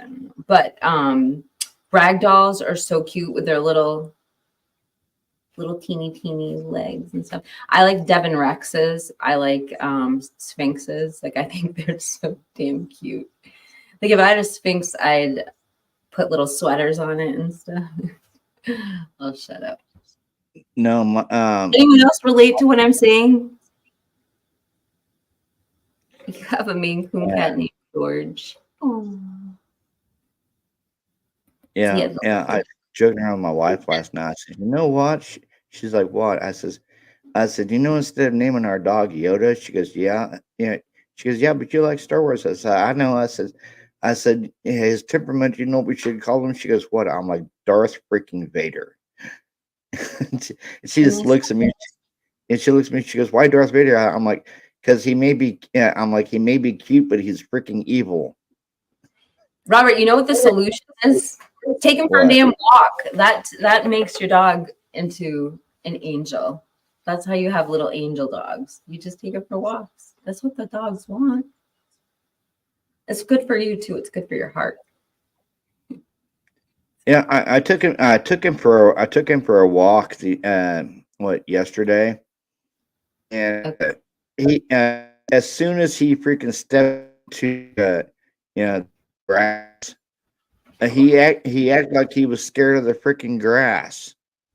I'm like, what's up with you, dog? Because he was was walking on the sidewalk. He went to put his paw in the grass, and then quickly pulled it back. I'm like, what's wrong with you, dog? And he just looked at me like I'm scared of this grass. Oh, wait, so you didn't want him to go on the grass? No. I was trying to get him to go on the grass because I was walking through the grass in our front yard to take him for a walk. And he decided he wanted to go around the grass on the sidewalk, and trying to pull him up into the and it put a paw on the grass. Back gave me a look like grass hurts. I was looking at Leslie Billion. She has a cat named Curtains that takes bubble baths with her and loves to sit in the sink and brush his teeth. I think it's just you have to like get them used to it while they're young or something, right? Hey, Rocco, my dog's bugging me to go outside. And mind you, my dog's only like a month and a half old, but he's gotten big. He's only a month and a half old. Yeah, like I just gave him his 10-week shots yesterday. I was gonna say, I feel like we've been looking at him for more than a month and a half. My dog has somehow got my shoe. They're ugly shoes. I don't know why I have them. They're so ugly. I bought 2 pairs of them. They're the ugliest, cutest shoes ever. So I don't know why I'm telling you guys these things. I think I'm getting tired. That's why. Right, Rocco? My favorite, just for any of the ladies watching, the most convenient shoes that I have used in the last 2 years, because like the ocean destroys everything. Like I cannot have I can't wear anything with like adhesive seal or anything like that. It just is totally destroyed by the salt water. So I've been wearing these shoes for like 2 years. They're expensive, but I ended up buying 2 in the same color. You could probably get them cheap on like eBay or something, or like Marshalls or TJ Maxx. But there's a brand called J Slides, and I've been wearing them for years, but they have something called Beach Slides. And they're kind of like a dupe of like a Gucci slide. Like they're ugly and they're like, but they're the best shoes. The only way I can describe them is like Crocs, but for the beach and with big platforms. There's 5. Now, have you seen this about what's going on in the Delphi case? I don't know. I haven't. Here, I'll show you. It's some type of bombshell that the defense dropped on the eve of the trial. EVE Online is a vast universe. The jury is seated in Richard Allen's double murder trial as his lawyer drops a bombshell about evidence found in one of the victim's hands. I have those details and what you need to know as this trial begins. Welcome to Crime Fix. I'm Anjanette Levy. It took just 2 days to seat a jury of 16 people from another county in Richard Allen's double murder trial. 12 of those people will decide whether there's enough evidence to convict Richard Allen of the murders of Abby Williams and her best friend, Libby German. Allen's lawyers dropped a bombshell during jury selection about evidence that could potentially raise reasonable doubt in this case. And I'm going to tell you about that in a little bit. But first, I want to lay out some of the details about the case. For many years, Abby and Libby's families and the people in the small city of Delphi, Indiana, were left to wonder if a murderer was walking among them. Police would say later in October of 2022 that yes, there was a murderer walking among them, and his name was Richard Allen, a man who worked at the local CVS. The case was absolutely terrifying. 2 young girls, Abby was 13 and Libby was 14, had gone to the Monon High Trail on the afternoon of February 13th, 2017. Their bodies were found the next day on Valentine's Day. Some of their clothes were found in a creek near the trail. After their bodies were found, there were few clues, but there was one that police believed was significant. It was a piece of video found on one of the girls' cell phones. Take a look.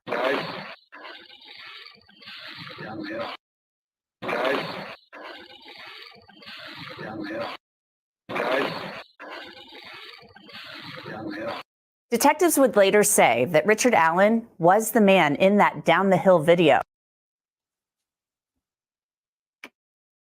He don't look good at all. No. By his own admission, Allen was walking on the trail that February 13th, and he said he saw some young people, but not Abby and Libby. Other people on the bridge described seeing someone who matched Allen's description as well, wearing clothes that were similar to the man in the down the hill video. One woman told police, quote, "The male subject was wearing a blue-colored jacket and blue jeans and was muddy and bloody." She further stated that it appeared he had gotten into a fight. Police would say they found an unspent bullet between Abby and Libby's bodies, and that unspent bullet had been cycled through a Sig Sauer firearm owned by Richard Allen. Richard Allen, according to police, denied being in the area where that round was found, and he said he had never loaned that firearm to anyone. It had always been in his possession. Now to that bombshell, the possible bombshell dropped by Richard Allen's lawyers. Andrew Baldwin said during a mini opening statement during jury selection that hair found in victim Abby Williams' hand at the crime scene did not belong to Richard Allen. So if the hair didn't belong to Allen, whose hair is it? Here's Defense Diaries host Bob Motta with how that moment unfolded in court. It's either going to be massive or it's going to be a non-starter. If it turns out, I mean, we know it's not Richard Allen's, you know, and there was a lot of questions kind of floating out on socials about whether or not it was human. I have to assume by way of them stating that it wasn't Richard Allen's DNA, that he was excluded, that it's clearly human hair. Because there was some talk about it being animal hair. I feel very confident that it's human hair because they obviously sent it to the lab to test it. But if it turns out to be, say, somebody like Libby's hair, you know, I mean, like in terms of like there could have been a situation where, you know, like they were together and she just got her. It's not as earth shattering as if it's someone random, say a male contributor.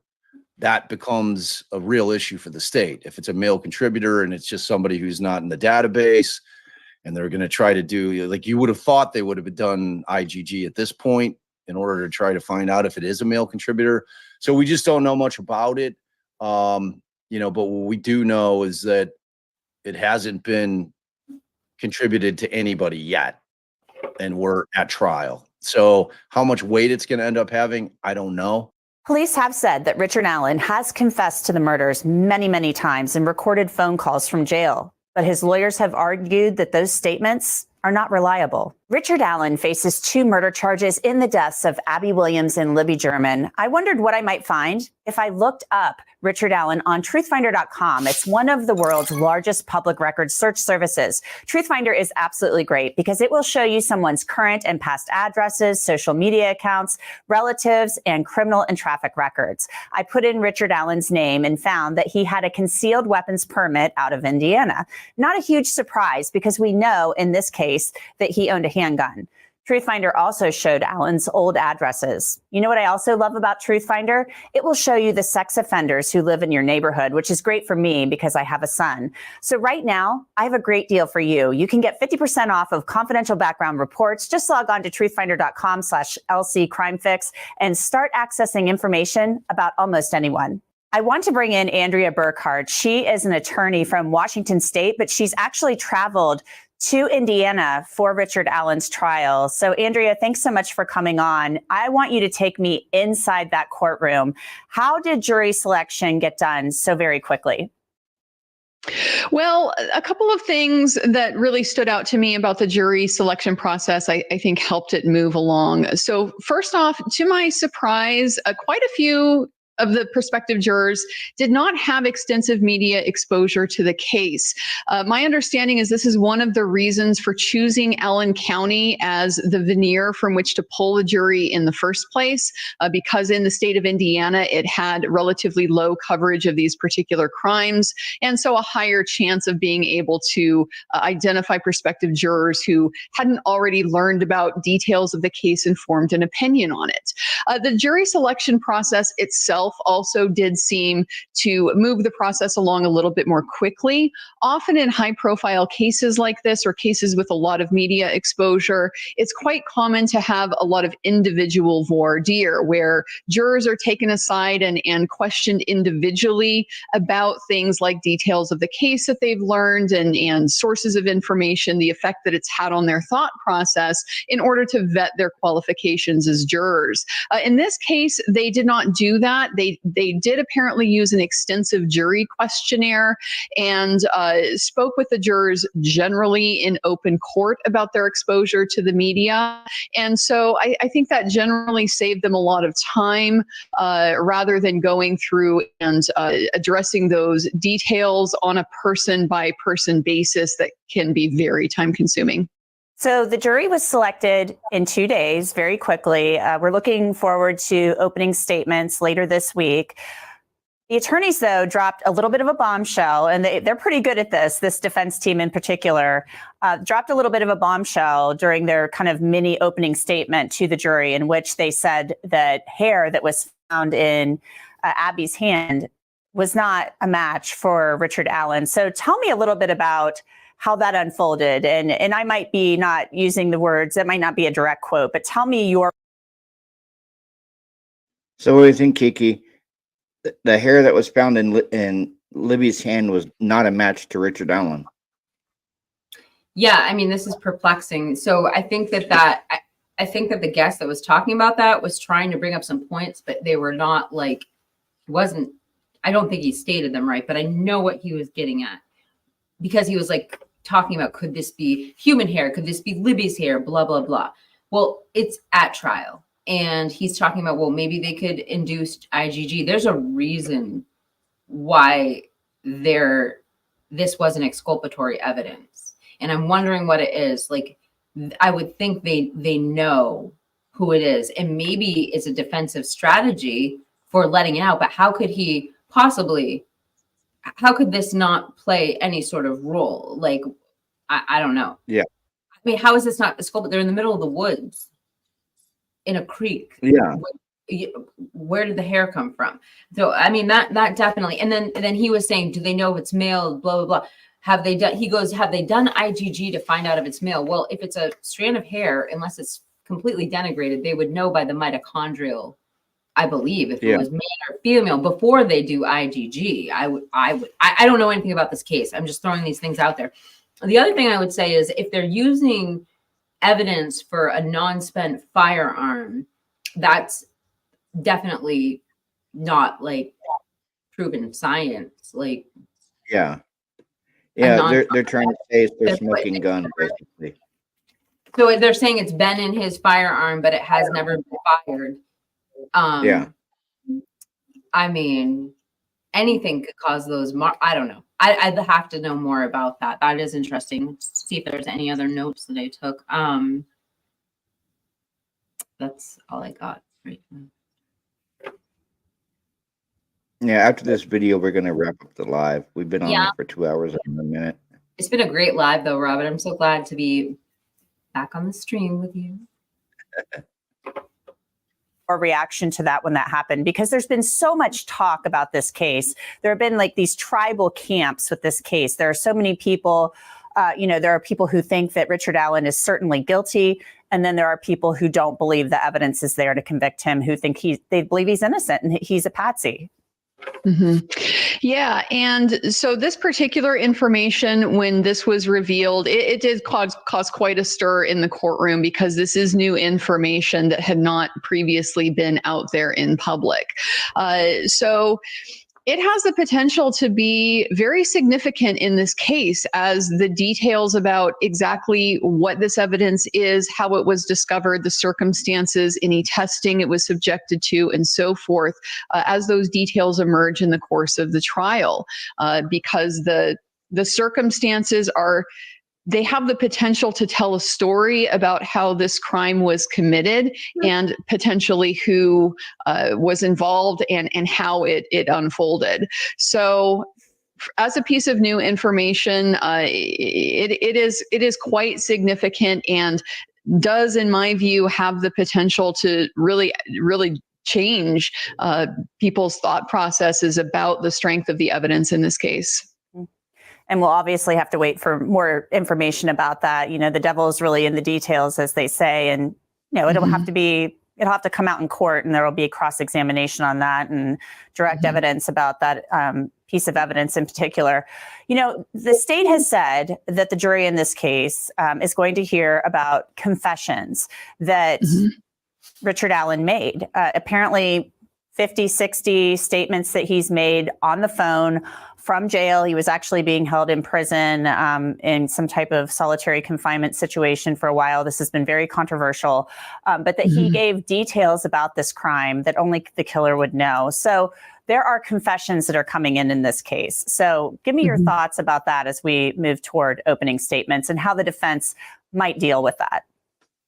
Well, the defense actually spent a significant part of their voir dire, their questioning of the jury panel, addressing this very issue. The defense is clearly going to advance a theory that these are false confessions, that these are not true. They were the product of coercive circumstances, the environment that you were describing, and Mr. Allen's deteriorating mental health.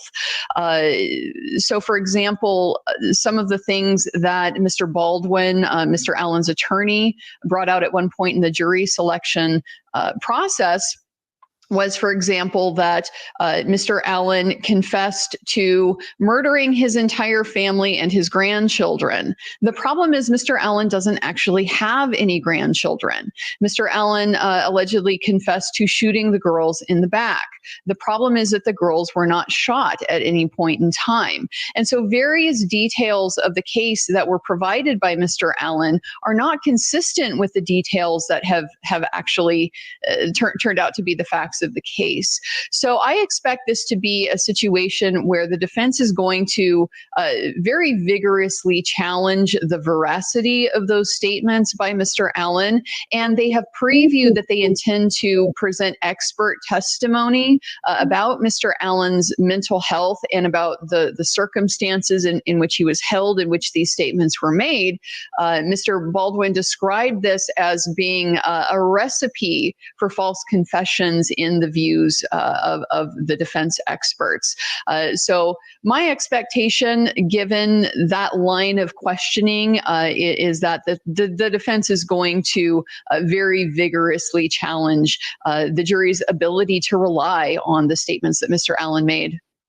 Cameras are not allowed in this trial, which I think is very unfortunate. I know you would probably be an advocate for cameras in this trial as well. You felt so passionately about this that you traveled all the way from Washington State to see this unfold for yourself. Why was this so important to you? This is a very important case that has obviously caught the attention of the entire nation.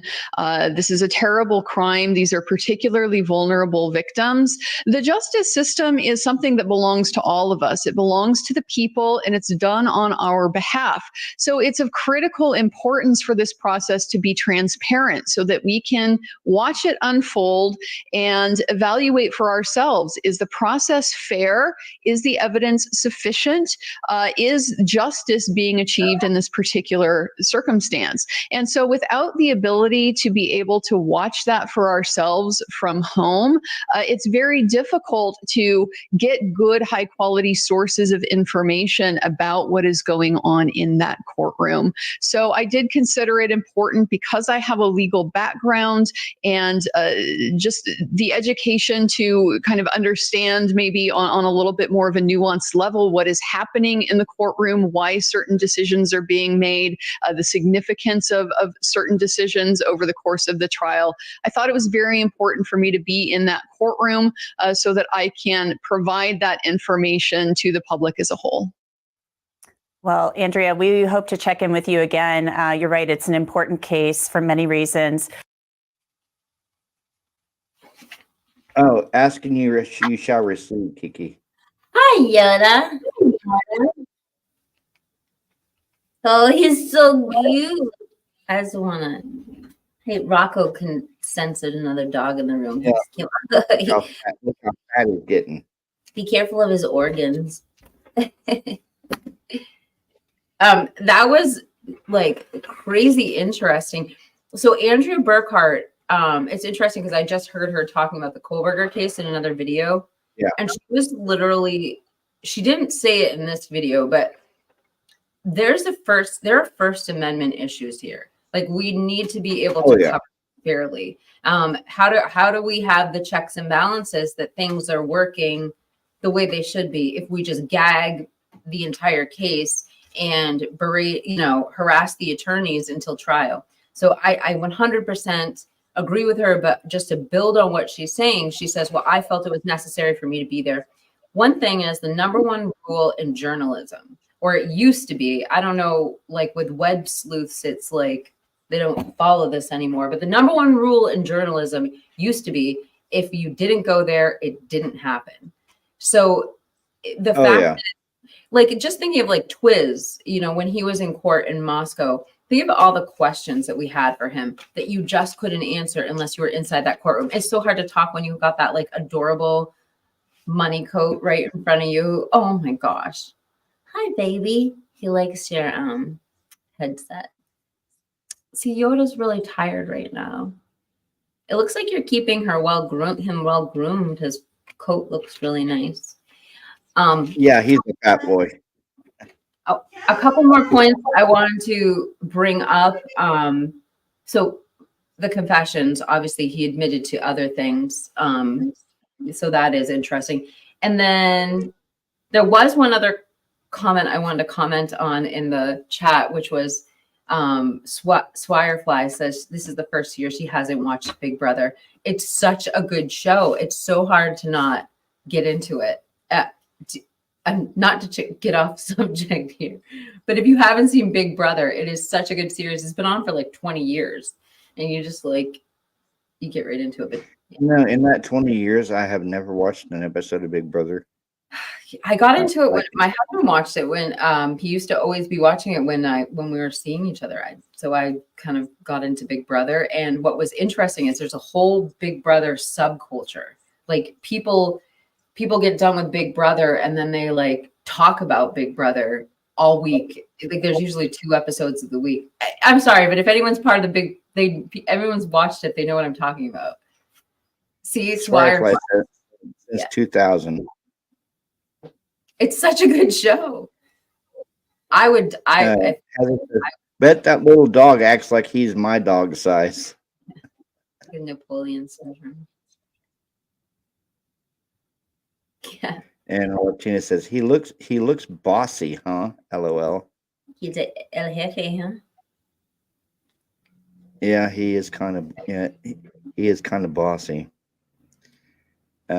I have a poodle that thinks she's a pit bull at Heather Fitzgerald.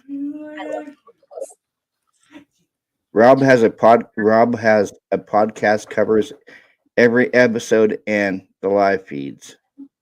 Wait, what did that say? Robert has a podcast, covers every episode and the live feed. So you've formed a podcast so people can just click on it and watch everything you're doing. Is that what she's saying? That's great. No, Rob from Big Brother, I think she means. Okay, I was like, oh, we're talking. No, I think she's talking about Typically Unique. And I'm sorry, I don't have my podcast voice tonight. I'm like, you sound like a bird. No, you sound like a songbird. Oh, thanks, Robert. Well, we've been on for 2 hours and 12 minutes. I'm going to wrap this live. Stick around, if you would, Kiki, till after the live's over. Will do. All right, everyone. Do you have anything planned for this week, Kiki? I don't know. I was gonna do a live stream at 11:30 tomorrow, but I might not be able to do it at 11:30. So just because you're asking, I don't know if I'm going to, but if I can't do it at 11:30, I really want to try do like a later night live stream like this, because it's so fun when you do them at night. Like you get so many people in the chat and it's just more laid back. So I don't know. I'm going to do something. I just haven't figured it out yet. And you're welcome to join me, Robert, too. Oh, thank you. I want to get AR on tomorrow, but he's not available. Yeah. Firefly says, Rob has a podcast is the name of the YouTube channel. I didn't know. I'm not familiar with that guy that covers them. I used to listen to another girl. Tonka says she prefers the night chats. Yeah, and she's blue now too. I just made Tonka a mod. Got to support the people who support you. Yep. DB Tape, Kiki, I would like to send you some things. How would I do that? Well, DB, I have a business email on my channel. I really appreciate that. Just like the normal place where you'd find emails. But thank you. I appreciate you sharing with me. All right. Well, everyone have a good night and have a good Friday. This is Robert with True Crime Podcast and Kiki. We're both out. Peace.